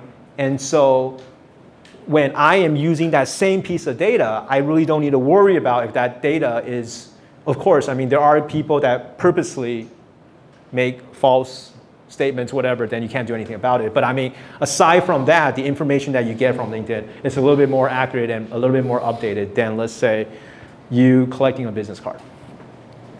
So hopefully I provided some numbers for you guys and some reasons why, these businesses that you're interning, if you're interning, these businesses, especially for marketing, you should probably introduce this concept. Hey, we should, look into LinkedIn. Probably not just Facebook, because most likely the businesses here in Taiwan, they'll have a Facebook profile, which group or whatever, which I don't know why, because Facebook is really about consumer, but here in Taiwan, a lot of it's B2B. So when you're a B2B company and you're on Facebook, it doesn't really make sense, right? Like if you look at my Facebook profile, I don't mention anything about, I am a marketer or whatever on my job description, because it's for my, me, my family and friends and so forth. But on LinkedIn, I write everything that I should write. And so do you guys understand? I mean, businesses here in Taiwan, they know Facebook, so they have a Facebook group. But it doesn't really make sense if they're a B2B company, right? So that is something that you can definitely help share with your, the company that you're interning. So the key to LinkedIn success, I'm just going to quickly run through this. So this is definitely something that you can, once again, introduce to the companies that you're interning for to get them started. Key to LinkedIn success. Once again, have you noticed that there's a consistent message through my presentation throughout? It's always about impress. It's always about storytelling. It's always about engaging, right? Ultimately, not just my presentation, even in terms of you guys' career moving forward, whether it be the jobs that you guys will be undertaking, whatever, a lot of it will be revolving around these topics, right? So impress, okay, storytelling, engage. Yeah, let's take a look at it. Impress, obviously, is about how can a company, through their company page, through their, let's say, personal profile, tell people about what they're doing, right? And you'll be surprised. A lot of the Taiwanese companies, currently right now, a lot of the Taiwanese companies, the salespeople are starting to use LinkedIn because sales are very performance-driven people, right? So they're always out there looking for solutions to help them get additional sales orders and then furthermore helping their commissions and bonuses. So they'll definitely try out new things. So a lot of the Taiwanese businesses, sales folks are trying to use LinkedIn. However, they do meet a very big problem. Why? Because when they're using the same platform to try to engage with potential customers, these customers, they, let's say, get an invitation message. They look at this because obviously they don't know them. They say, hey, yeah, let me learn about you a little bit more. So the next thing they usually do is they go to their company page and the company is not ready. So the company page is empty. So think about it, right? If you're someone that on the other end of it and this salesperson approaches you and you are looking at this salesperson's company page and the company page it doesn't exist, most likely you're probably not going to continue this conversation, right? Because you're probably going to say, hey, this is fishy. It sounds a little bit, it's not that legitimate, right? Because nowadays in social media, right, there's always, I always say in Chinese, 真真假假假假真真, there's always a lot of things going on, right? So especially if you're dealing with business, then it's even more important, right? Because if it's on a personal level, worst comes to worst, yeah, your account gets hijacked and you won't be able to use it for a couple of days. But if it's a business, then that's very critical, right? Because they're dealing with like containers and containers of shipment, and if you do like if you're already shipping a container out there and it happens that, hey, this thing, this person, doesn't exist, it becomes a big problem, right? So you probably don't want to deal with that. Now, so like I'm saying, sales are using it. However, companies are not ready for it. That's your opportunity. That's where you can help your business. That's where you can help these companies, right? How can you help, because you're in that process, you're in that environment, how can you help those businesses create that company page that's necessary for them to be able to utilize a platform like LinkedIn to engage with their international customers. And I always say, we often think that, okay, the key digital presence for any business is their website, which is true. However, there's a caveat. Yeah, there is a caveat. That's assuming you have traffic coming to your website, right? If there's no one visiting your website, that website is useless. In Chinese, there's a saying, there's 就养蚊子嘛. Yeah, you're just housing a bunch of mosquitoes. No one's coming, right? And so a lot of these businesses, they may not be doing anything. And so if you really look at the back end of GA, the analytics, there's like 150 people visiting the website. So how important is this website? Probably not that important. However, when you look at LinkedIn, I always share, in my many workshops, I share with them, right? So let's say, for example, we in the past, recently, we were working with the machinery industry here in Taiwan. And then there's a huge cluster in central Taiwan. So I did a talk back then, and then I did analysis. I showed them, how many people are in the machinery industry on LinkedIn. And I can do that because, like I said, LinkedIn's got a lot of these crazy information that you wouldn't get anywhere else in any other social media, right? So I could go back in, I could dig up that information. I showed them that, hey, there's 2 million people in machinery industry that you probably should get to know, or at least you should be a part of. And then furthermore, there's 14,000 machinery companies that's already on LinkedIn, which potentially could be your competitors, they could be your potential customers, and maybe even partners, but you're not on there. And then furthermore, there's 3,500 groups on LinkedIn that's currently talking about machinery-related issues, because that's the nature of social media, right? Social media it's all group-based, right? People that have the similar interests, they group together.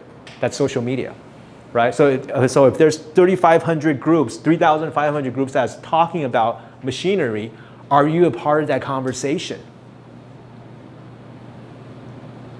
And so if there's if the professionals are there, the companies are there, the chatters, the conversation is there, then maybe as a critical, if you're one of the top machinery manufacturers here in Taiwan and even globally, you might want to be a part of that process as well.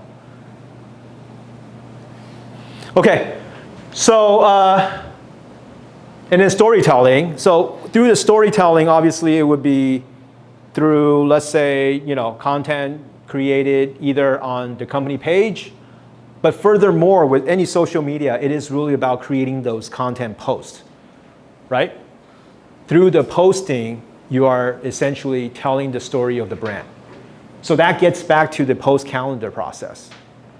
And you'll be surprised, that's not something that us Taiwanese are very good at, in terms of writing B2B content. Content in general, in English is not, it is difficult. And so here, someone as technical as Bill Gates, you can't get more technical than Bill Gates, right? He is the founder of Microsoft, obviously. He even says it, content is king. And so any success in the digital world or digital marketing, it starts with content.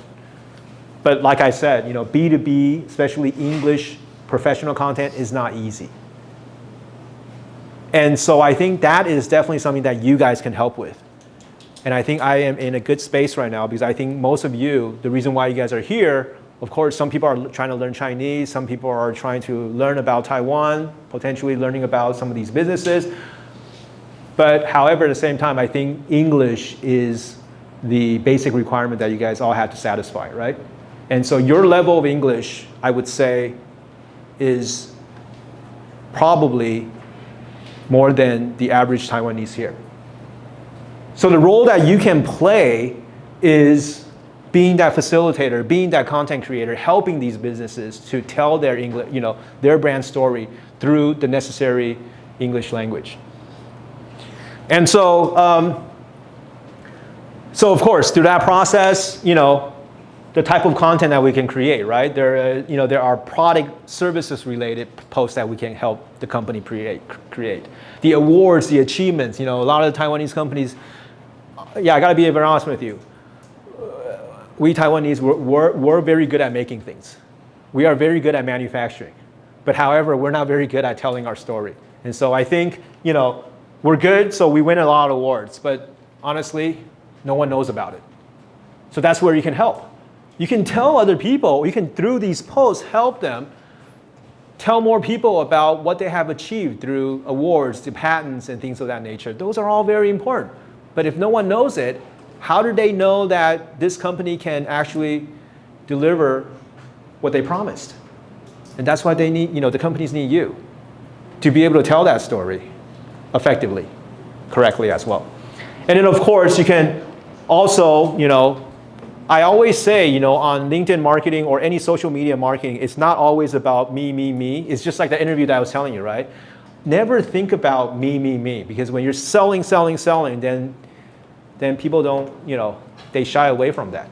So even on LinkedIn marketing, it's not just about what we do. Let's do some industry sharing as well. What is going on in the industry that can help maybe improve the overall, right? There might be something that's going on that's not related to the company that you're with, but that might be a topic that currently the folks in this industries are, they're interested in. So by being able to highlight that information, you are being, to some extent, a content contributor to a part of the, a bigger group, right? Upcoming events, for certain, they have events, trade shows that they're attending. Those are things that you can write about. Okay, and then lastly is what makes LinkedIn special. Is that because they have all these professionals, 800 million professionals on there, you essentially are opening up this Pandora box that allows you to engage with each individual directly. Now, how do you continue that conversation is what I just mentioned to you guys from the very get-go, right? You need to be able to build that relationship. Because if they don't know you, you don't know them, most likely they're not going to start that conversation with you. How do you start that conversation is critical. And so when we're looking at, once again, getting back to that decision-making process, getting back to that decision-making process, I just want to highlight that it's not one individual that you need to convince. It is actually 6.8 individuals. I'm not sure if I have that slides there, but essentially, in any B2B marketing, in order to be able to sell your stuff into a specific customer, it is not that one buyer or procurement that you met at the trade show. Behind that one person, there is 5.8 other individuals that potentially plays a role in this decision. So LinkedIn did a study. A decision committee involves 6.8 individuals. And 6.8 individuals, most likely, there's a good chance they look something like this in terms of their persona. There could be engineers or technical people that plays a role in deciding whether this is a solution that they want to use, because ultimately it will be them that will be using it, so they have a say. Secondly, the purchaser or the buyer has a say because he or she is the one that's responsible for buying this thing. So he or she needs to make sure that you provide the best quality, the best lead time, the best price, and it fulfills whatever necessary conditions. And then furthermore, the senior people, obviously they're the bosses, they need to sign off on that as well, right? So if you're trying to engage with these three type of individuals, with any other platform, you would not be able to identify them.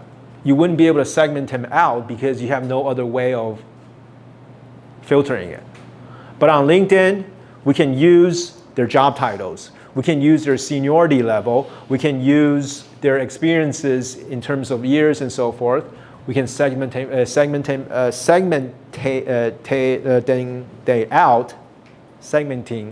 out. And then furthermore, providing with the content that they're looking for to do that marketing. So with LinkedIn, we can do that because, like I say, we have the necessary data so that we can identify these folks, so we can segment them out to do the necessary marketing. And then the lead process, this is something that I came up with. And in fact, this is what so I'm a huge user on LinkedIn. In fact, I've used LinkedIn to an extent that I've identified many customers on that, over 120 to be exact, especially through 2 events, CES and 2 years of CES. And so I actually have a method myself in terms of utilizing LinkedIn to find customers. And this is so this is the result of it. I create 3 messages, the invite message, the follow-up message, the meeting message, and then furthermore, I have an engagement cycle if they do not engage with me, so there's things that I can still do, but ultimately, I want to be able to drive that interaction. So not only am I a user of this, I'm also, like today, right? I'm sharing with other folks how to do this as well. So one of the magazines here in Taiwan, the Popular Business Weekly, came to my office a while back ago and was asking me to, interviewing with me on the topic of how to utilize LinkedIn and using, let's say, LinkedIn to do business. Which is very appropriate back then, like last year, pandemic and everything, people couldn't go out. This is really important. And in fact, a lot of the folks, because of the pandemic, it has forced a lot of the Taiwanese businesses to become digital. And this is becoming a part of their marketing strategies now. So in the past, they were going to, let's say, 10 trade shows events in the past. Now they will be like, wait, no. We don't need to go that many anymore because China has already taught us that we can do a lot of that stuff on LinkedIn. So let's just, maybe just go to 5 this year. It makes sense, right? Because nowadays the airplane tickets are more expensive and, sometimes it just doesn't make sense to put yourself in that environment where you're potentially can get COVID, I guess. Hey, you have a question, right? Oh, yeah, I can leave it to Q&A section later, but yeah. Okay, just keep it in Q&A, okay. So anyway, not only am I a user of this, and not only am I a preacher or, a educator of this, we've actually built a business around this. So we're currently over about 15 industries, we're helping businesses to do this. And then furthermore, some of the biggest organizations like Waimao Xiehui, Tetra is the main organization, government organization that helps all the Taiwan small, medium-sized businesses to go abroad. They're utilizing our service. Big companies like, for example, subsidiaries of Foxconn and then even Wistron, they're using it. And also the small, medium-sized businesses, which you guys may be a part of in terms of interning, they're using it as well.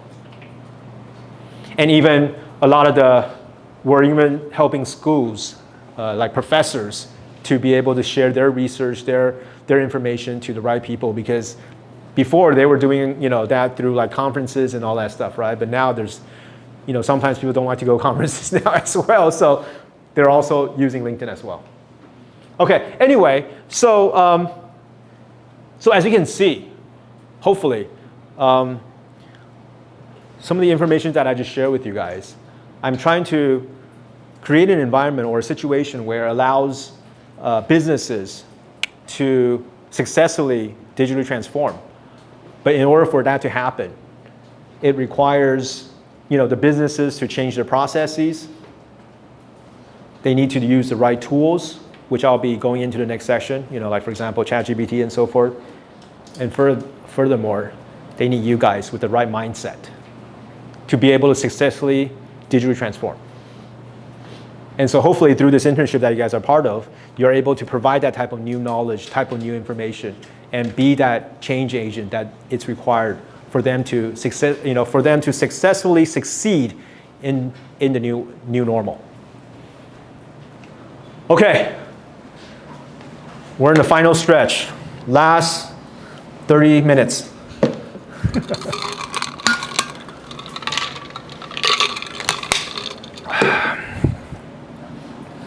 So I'm gonna skip break, okay? Because I'm afraid if I let you guys go, it'll be another 10 minutes and we're gonna lose 10 minutes of good time. So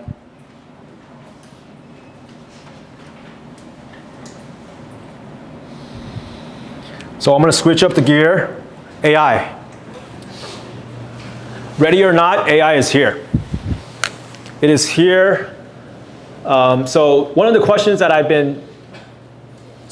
since the beginning of this year, I've been talking about generative AI and so AI is my background. Well, data is my background because that's sort of what after studying at Berkeley, I was doing some of the management consultings for some of the Fortune 500 companies in the US, and I was doing a lot of data analysis. But back then, there was no AI. It was just data warehousing and data analysis, right? Now we call it AI and big data. So I'm actually pretty excited. So when ChatGPT launched its initial service last year of November, I was actually one of the first ones to register. And when I was using it, it just blew me away. In fact, yeah, you guys saw Spark Amplify, right? So one of the things that we did was we wanted to help businesses to write their press releases using our AI solution. Okay, this was obviously before ChatGPT. After me using ChatGPT, recently I've been sort of stowing our solution away. I've been sharing with people how you can actually do the same thing with ChatGPT to write press release faster and better. And I think that's part of an entrepreneurship, right? Sometimes you can't always beat the technology. It just goes fast. And so you gotta be able to ride the wave and be able to incorporate the right solution at the right time. But anyway, so since earlier this year, from January until now, I've spoken in like over 7 or 8 workshops regarding this topic. So I don't think, here in Taiwan, I don't think there's not that many other people that have spoken more than me on this topic. And AI, in this situation, I've always been asked, right? Hey, so Chen, Teacher Chen or Teacher Lee, whatever, when is AI, or is AI gonna replace me as a, let's say an engineer or a marketer or whatever? I always get that question, okay? And I always say, AI is not gonna replace you, or at least for now. But the person that knows how to use AI tools, he or she will replace you if you don't know how to use it. And so I think today, being in this class, I think it will be very beneficial too, right? Because hopefully you're not the one that's being replaced, but hopefully you may be the one that's replacing other folks. So, and then, I always like to use this slide too, because I think Jensen Huang, I'm not sure if you guys know him, the founder, the CEO of NVIDIA, which plays a critical role in the, especially the recent AI movement. He recently coined it, the rise of ChatGPT. It is almost like another iPhone moment. iPhone, I'm not sure if you guys are probably all old enough to remember this, but like I mentioned before phones weren't like this, right? It was like Nokia and things of that nature. But when this came out, now this is the mainstream, right? And so that's what ChatGPT is going to do for AI as well. Because of ChatGPT, now AI is going to become mainstream. So it's no longer something that, I'm not an engineer, I am not, a technical person, so I don't need to worry about that because it's not going to affect me. ChatGPT is penetrating in all industries, whether it be, you're technical or you're non-technical, it's affecting various aspects of it. So it is that iPhone moment, and it's coming soon. So anyway, 2023, new normal is here, as we all know. I'm going to jump. So I'm going to show you guys something which you guys will be really, really amazed. So from an event marketing perspective, because like I said, since you guys are currently interning in a lot of these Taiwanese businesses, you have to understand what they're doing in terms of marketing. And like I said, they do a lot on event, they attend a lot of exhibition marketing. So you guys need to find your value add, right? How can you help that process? Because most likely the budget, the plan was already made before you guys came on board. So they're going to that event no matter what. So how can you help, right? How can you help? And so this is what you guys can help with. During the event, so I'm just going to share with you guys, this is what I've been, so I'm an adjunct lecturer at Shijian Daxue, and I'm doing talks on smart services. And one of the topics that we talk about is how to reinvent trade show marketing. And trade show marketing, this is what Taiwanese know, and this is what I foresee, is that we need to be able to expand what happens during the event to pre-event and post-event. And so that's where you guys can help, because you guys are not going to be able to be sent to Germany or be able to attend that event, right? So you guys can help with the other portion of it. Pre-event, before the event, obviously, is through awareness or promotion. And what content do you need? Press release. During the event, there's a lot of activities going on. There's a lot of experience that needs to be shared that can be done through social media posts. Post-event, what happens? People come back. They bring a lot of business cards, right? Because that's what they're familiar with. How can you help them? Sales outreach email. Turning those leads, converting those leads into actual sales orders. That's how you're going to be able to contribute to this experience that you guys are involved with. So how can ChatGPT help? Those 3 pieces of content, press release, social media posts, and outreach email, you can use ChatGPT to help you write this piece of content or these pieces of content. AI tool, ChatGPT, I'm just going to quickly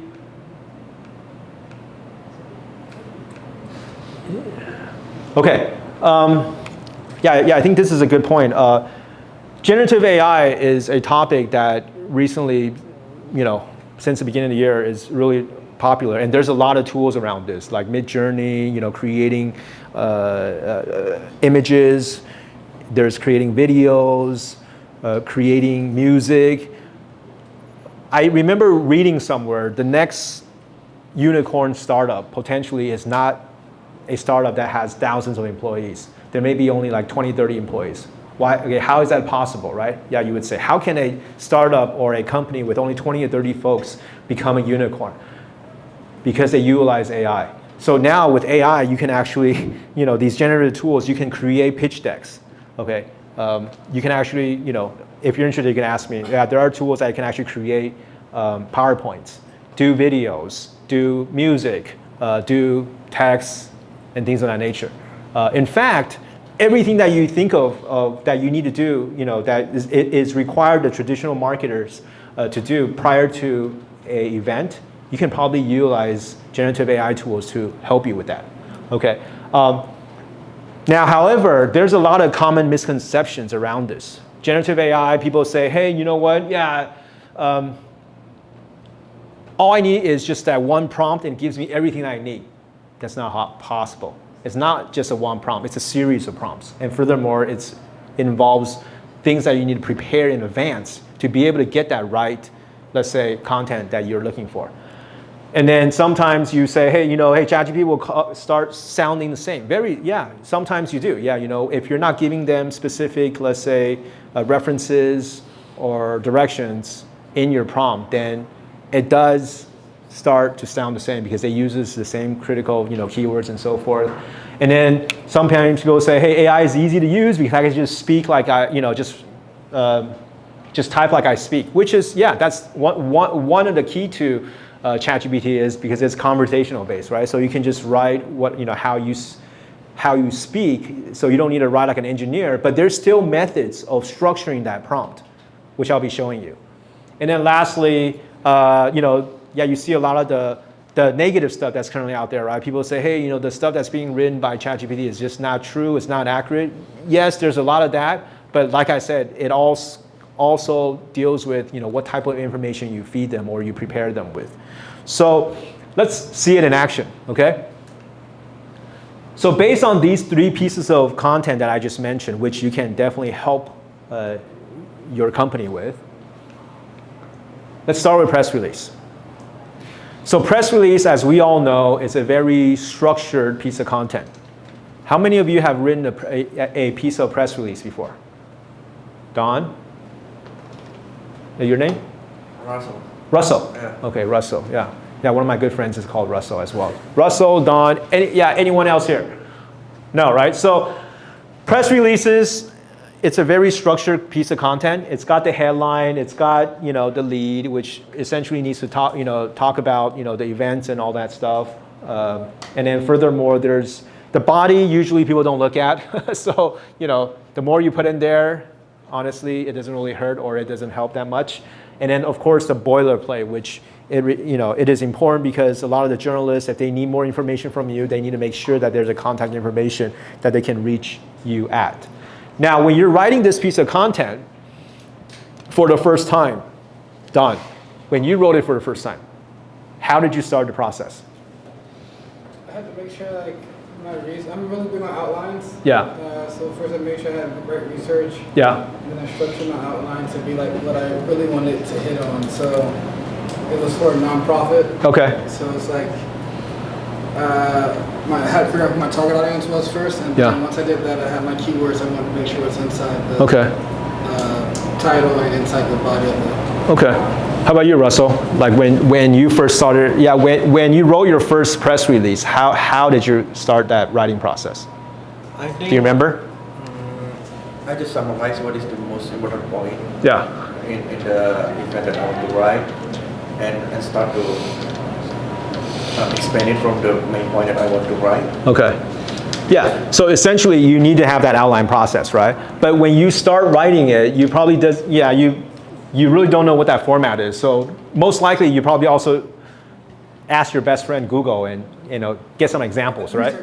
Yeah, right? So usually that's what we all do, right? When we write press releases for the first time, as well as the 10th time, as well as the 20th time, we always go to our best friend Google and look for a template. Someone that has written something similar, in that fashion, and then use that as a template. So that's usually the way we write press releases. Okay. Let me show you how you can write it with ChatGPT. First off, ChatGPT, you got to give it direction. So I need to learn, I need to let them know who writes the best press releases. And first of all, usually those are the PR agencies, right? Because that's why they charge an arm and a leg. And so, for example, new product launches, you can look at the press releases that was written by Ogilvy. Those information, that can be reference in ChatGPT, so asking it to write in that type of style. So let's see that prompt, right? So it's, like I said, it's not that one prompt, it's actually a series of prompts. Okay, so I'm going to show you how I can use ChatGPT to write my press release. So I say, okay, the first prompt I say, write a press release for www.sparkamplify.com. It comes up with some relevant information, but it also has some noise in there. So what I do is on my second prompt, I need to add more context. And I say, well, okay, aside from the write a press release for www.sparkamplify, also for a specific event, which is the CES event. Furthermore, the third prompt I asked, okay, what is the purpose, which is regarding the launch of our new service. Furthermore, I add, the fourth prompt, I say, hey, where is it going to be at? Which is going to be at January 6, 2023 at the Innovative Tech Award ceremony. So after I go through these 4 prompts, let's look at what ChatGPT can give us. It's not 100%, I must say, but it is actually good enough in a sense of either you want to build on that, or if you just want to use it, it's still good enough compared to, let's say, what a lot of our current Taiwanese companies can produce. This is what it comes up with. For immediate release, so it's even got the necessary format. Spark Amplify, a leading provider of social media marketing solution, is excited to announce that our new B2B trade show marketing ChatGPT solution will be launched during the January 6, 2023 Innovative Tech Award ceremony at the upcoming CES event in Las Vegas. Our new solution utilizes the power of cutting-edge AI and natural language processing, okay, and then said, okay, the next step, we are honored to be recognized as an innovator in the technology industry and to be launching our latest solution at such prestigious event. We are inviting you to join us on January 6th at the Innovative Tech Award ceremony to experience the future of B2B trade show marketing and see how our ChatGPT solution can help your business succeed. For further information, please contact so, and so forth. All I gave ChatGPT was these 4 sentences, these 4 prompts. It created this without me having to provide any other additional information. And like I said, it's not 100%, but it is actually a good 70% that you can build on. So in the past, if let's say Don or Russell, you guys were looking for Google templates, you now you don't really need to look at Google template because it's already written something for you to, that's applicable to what you're trying to write, and then furthermore, you can just add on to it. Okay, now the second one is during the event. During the event, we're looking at, okay, so during the event, there's a lot of activities going on, right? There is the press conference that's going on, the product launch that's going on, the in-booth experience that people are experiencing, the keynote speakers, right? All that information is very time sensitive in a way that is happening right now. And so that's where social media comes in, because social media is a good channel to be able to get that information out there quickly and effectively. Now, however, a lot of our Taiwanese companies, they miss that opportunity because for them to be able to create that post on the spot at that time, they may not be able to because they need to get the pictures right, they need to get the content right, and by the time they figure it out, it's probably the next day already. And that's, what makes social media so, critical in the sense of it's time sensitive and it needs to match up with the time and to make sure that the information is delivered when and where it needs to be delivered, right? So in the past, this wasn't something that they can fully utilize, but this is what you can help with. So let's look at how ChatGPT can help you do your social media post. Once again, I'm going to teach you, okay, so 5 specifics to your prompts. Provide references. So don't just let it start from ground zero, because if you let it start from ground zero, they're probably going to give you something that's out of your expectation. There's a saying in data, right? Garbage in, garbage out. If you don't provide them with the right information, it's going to come out with something that is probably not going to be usable.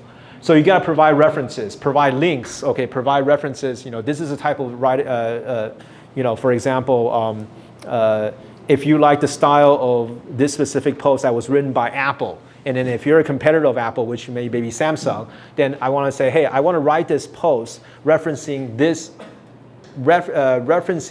post that was posted by Apple, and then so ChatGPT can actually make that reference. So referencing the style, identifying what's the style that you want to present this information. Is it bullet points? Is it quote? Adding a call to action, which is critical in all the social media posts. Hashtags, making sure that the trending topics are in your content, right? Because that is the power of social media, right? Because you want to be able to utilize hashtags to be able to connect with the right communities. And then furthermore, with ChatGPT, it can provide you with variations. So if you go through that process, a couple of weeks ago, I was speaking at ITI, which is one of the training facilities at Tetra, which is Waimao Xiehui. They train a lot of the professionals becoming future leaders of businesses. And I was going through the same process, and this was an example that I actually ran, which we don't have time today, unfortunately. But based on those prompts that I just showed you, I can actually come up with this type of post. And why did I pick Rivian? Because right now EV is a big hot industry worldwide, as well as here in Taiwan. So I actually invited one of my good friend, director of engineering at Rivian, to actually speak with me, and he was actually sharing on the topics of technology, and I was sharing with them everyone else, in terms of the same industry, how we can apply marketing differently. So this was the post that actually was generated based on these prompt designs that I recommended. If I have time, I can show you the details of it, but I don't know if I have time. And then let me give you some quite interesting, so writing social media posts, sometimes the most critical part is the topic itself. Like, how do you think about, what topics do I need to write? Sometimes it's painstaking, right? Unless you do this for a living. If not, then sometimes it's difficult. So what ChatGPT is good at is, and so this is what I was saying about preparation. There is no free lunch in the world, right? You can't just give them, one prompt and expect ChatGPT to give you everything that you want. You got to do some work. Okay, the more work you do, the more likely that you're going to receive something that's usable. So in this situation, it's quite interesting. So let's say if you're interning at a specific brand, ABC company, right? And then he or she or the company itself already has some social media posts that maybe we can reference. So let's look at, based on the analysis, you can look at what are some of the posts that actually performed well in the past. So maybe it'll be this specific post about product A, this specific post about our webinar, things of that nature, right? You can actually list them out. In this situation, just list out good performing posts. Just list it out like this. And ChatGPT, just tell it, hey, based on these past good performing posts, the topics of them, please give me some idea of potential posts that I can write about. Do you guys understand what I'm saying? It is giving you suggestions.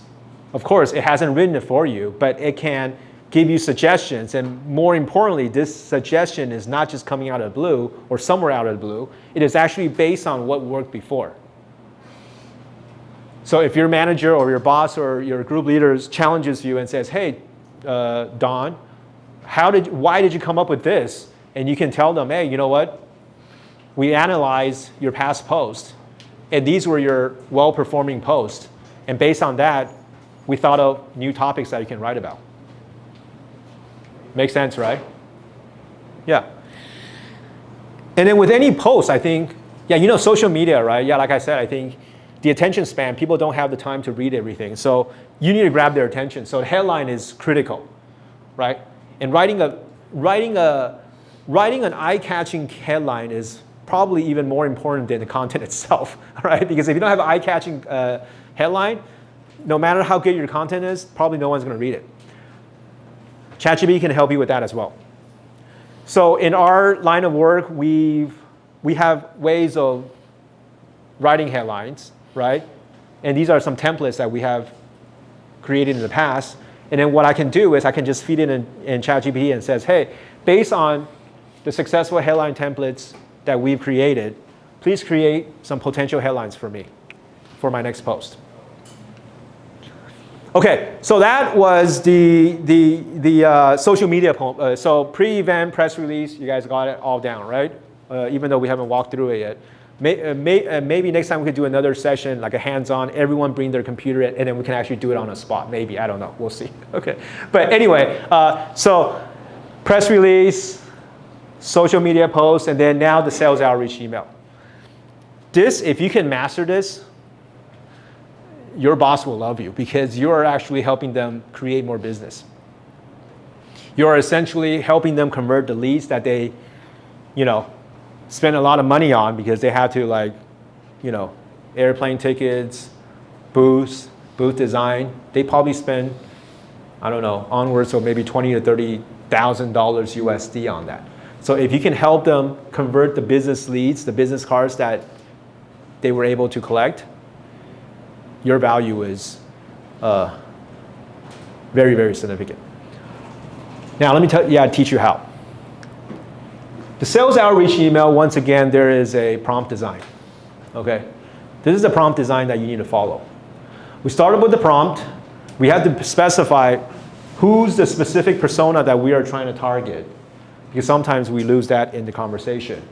We need to personalize this, so we don't want the other people to feel like we're sending this to everyone else. So we need to see how we can personalize it, adding the necessary placeholders. And then furthermore, we need to have, as with anything in terms of content, we need to have the necessary call to action. The optimizing the tone and the voice. And furthermore, the email itself, it needs to have an attractive subject line, which sometimes, I gotta be very honest with you, I've seen a ton of sales outreach emails that's either provided by by our customers and so forth. Sometimes the content is good, but the subject line is just not attractive enough. So more than likely, the open rate is really low. So in itself, no one's really looking at the content. And then furthermore, us Taiwanese, maybe because it's the English part, sometimes we're very good at writing.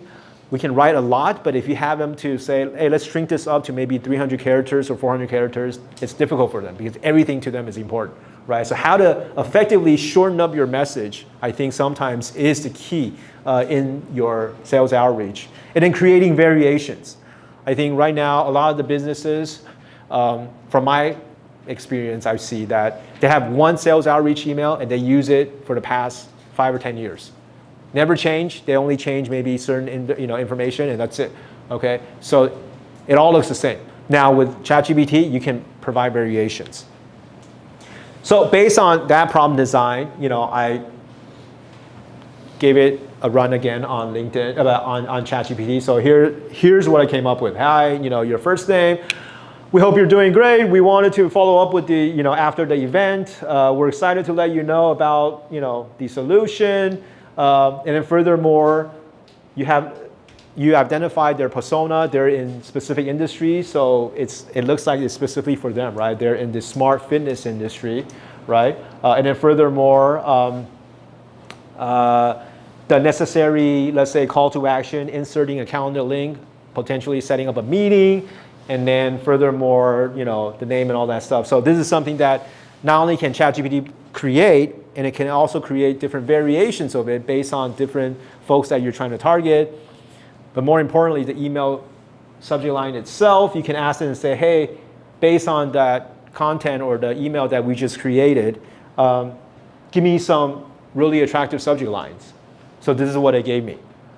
Discover how to elevate your trade show marketing with Spark Amplify ChatGPT solution. Miss us at CES? Let's catch up and explore our new ChatGPT solution for your trade show needs. Don't let your next trade show go unnoticed.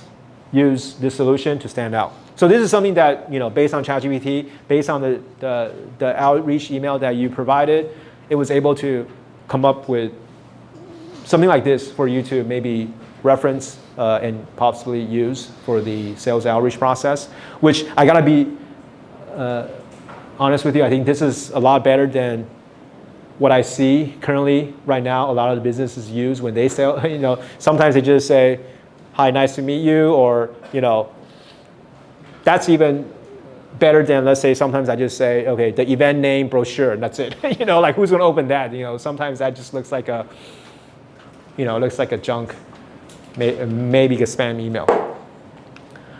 So anyway, with a couple more minutes, I just wanna, since we talked about the text, and picture is important as well, so I'm gonna spend maybe a couple minutes on Midjourney. Midjourney, it's, like I said, it's a generative AI process as well. The process, it's a little bit different than ChatGPT. It also has its own prompt design. Yeah, I want to say prompt design. I'm not sure if you guys know this, but if you guys are really interested in that, you guys should really focus on that, because like currently now out in the States, there's actually a hot job description or job title, which is prompt engineer. And they pay pretty well, actually. It's, I found, last time I saw, there was like paying like $140,000 or $30,000 a year. So, nowadays, because, there's so many of these tools, it's no longer just programmers writing programs and, so forth. In order to be able to effectively use these tools, you have to know how to, design these prompts just like the way I was showing you. And then furthermore, be able to tinker with that, make optimizations and so forth. So that in itself has value. So if you guys are still looking for, like a career in something that potentially would pay well, I think prompt engineering is something that you guys should probably look into. In fact, I think this time around, one of my positions that I submitted with TCA, it includes prompt engineering design as well. So the person that we selected to be working at in my US office, Jia Wei, he's actually working with me on that as well. So yeah. Anyway, so Midjourney, the process, the prompt design, aspect ratio, variation, upscale, download. So same thing, Rivian, that example that I just showed you. Okay, this was something that I used last time. But anyway, the prompt design for Midjourney is a little bit different. It's by keywords. So in this situation, they are a EV manufacturer. So this is how I designed the picture, right? So I say, hey, I want electric vehicle. The difference between them and Tesla is that they're focusing in on pickups, which is not that popular here in Taiwan, but in the States, it's like selling like hotcakes. I think like Ford 150 is like the best ever. Yeah, they have the best selling car ever. So like Americans love to drive pickups. Okay, so it's a pickup, and then it's the advantages. It's got long range, fast acceleration, outdoor. And then so the pictures, I wanted to say, hey, give me something outdoor because it's a pickup, right? It's not something, it's not like a sedan, so I gotta give it an outdoor. So I said outdoor, give me an adventure style because that's sort of, why people want that type of car. And then, when you're talking about outdoor and adventure, it's usually, especially in the States, it's like in the mountains, right? So, hey, show me, like position something in the mountains. And then when you're in the mountains, then obviously you're driving along a curved road, right? That's sort of what I envision this picture should look like. So keep in mind, I'm not a designer. I have no design background. I don't know how to use the Adobe Illustrator, but I know how, what I want, and I know how to, describe it in keywords, and this is what I provided. And let's look at what it gave me. See, on the left is some of the results. So it sort of fits it, right? It's a pickup. It's got mountains. It's on a little curvy road. It's outdoors, right? So I guess it's okay, right? So, however, at the same time, I mean, it could be better, right? So what we did was, on Midjourney, I can say, hey, you know what, for V1, give me more variations, because that's what computers are good at, right? AI is good at this. I could just say, hey, give me more variations. So I say, V1, give me more variations. It gives me more variations. Oh, okay, now it's getting quite interesting, right? They all, so in this situation, I really like this landscape, and I sort of say, hey, based on this, give me other variations, and it gave me more variations. And then on this situation, hey, I like the design of this car because it's closer to what Rivian is actually providing, with this sort of line of, a sleek line of lines, lights. And I say, upscale 3, so this is what I like. Give me a higher definition on that. It gave me a high definition on this. And I say, hey, with this, give me a little bit more variations on that. It popped up and a little bit more variation. So I found one that was a little bit closer to Rivian. That was the one that I used. I downloaded that photo, and here is my post. So I showed you guys how to do the content post. I showed you guys how to do the image. I'm not a designer. And then furthermore, I don't have a bunch of time to do this. This thing took me about 5 minutes, and the event, let's say if this is something that's happening in a trade show or at an event, I can quickly put this out, and then furthermore, I can quickly post it on a social media without having to wait for maybe a day or two, whatever, the event's over, I lost my chance. Do you guys understand what I'm trying to say? Right? And everything I did was, the image is not something that I'm familiar with, but I was able to design something that's actually quite good. And then the content itself, it actually, I'm not able to go through it, but this is something that, based on my prompt, it was able to create the necessary look and feel, and I actually had it to referencing, VW's posts and all that stuff. So anyway, that's pretty much it. I think I have one lastly, the key takeaways. Yeah, I just want to make a summarization, okay? I showed this picture before, and I just want to emphasize it again. You guys are that changing agent. People is the most critical component to any digital transformation. At the same time, you guys have to learn the necessary tools, which I've shown before. AI, it is definitely the wave of the future, so you got to learn the right tools. And finally, the process, obviously, that will need to be integrated with whatever businesses you're in. But if you are able to have a good control of, not only your mindset, the necessary tools, and then the process itself, then you will become a critical contributor to whatever organization that you will be working with. Secondly, I think I mentioned earlier before, right? The power of the early adopters. This is the founder of Airbnb, you guys all know, right? Brian Chesky. So he said it before, build something that 100 people love, not something that 1 million people kind of like. So what does that mean, right? Mass market is what we all want. But with any new markets, or with any new market, don't aim for the 100 million. Don't aim for the mass market. Aim for that 100 early adopter. Because those are the people that are going to help you move the needle. Those are the people that are going to help spread your brand message, your brand mission. Those are the people, if you can get them happy, will help get that snowball effect rolling. Remember that chessboard, right? Always think about that chessboard. If you can just slowly through social influence be able to attract 1 or 2, 2 or 3, 4 and 5, it will ultimately get to that point where it's almost the size of the Mount Everest. Brand social proof, I think that's, social media, I think it's always about what you have done. And so those is very critical. And then I always like to use this slide because it's sort of, to some extent, is a indication of what I'm currently going through, right? As a startup founder, I always tell myself, I can't do everything in one day or maybe in a month. And it's not a sprint. It has to be a marathon in order to ultimately succeed. And then I truly believe the future of work involves some sort of AI. And like I said, before don't think that you're going to be replaced by AI, but think of it as you may be replaced by those that can actually have a better use of the tools that's available. So definitely be on top of those trends as well. Anyway, I always like to say, for me, it's been a great pleasure to speak today. And if you're interested in some of the topics that I mentioned today, including like growth marketing, prompt engineering, lead generation, these are some of the stuff that my business, Spark Amplify, is currently providing. So hopefully we get to meet again further on down the road and our paths cross. And if you're interested, definitely connect with me on LinkedIn. And then if there's any opportunity to work together, definitely send me your updated CVs and see if there's any possibilities.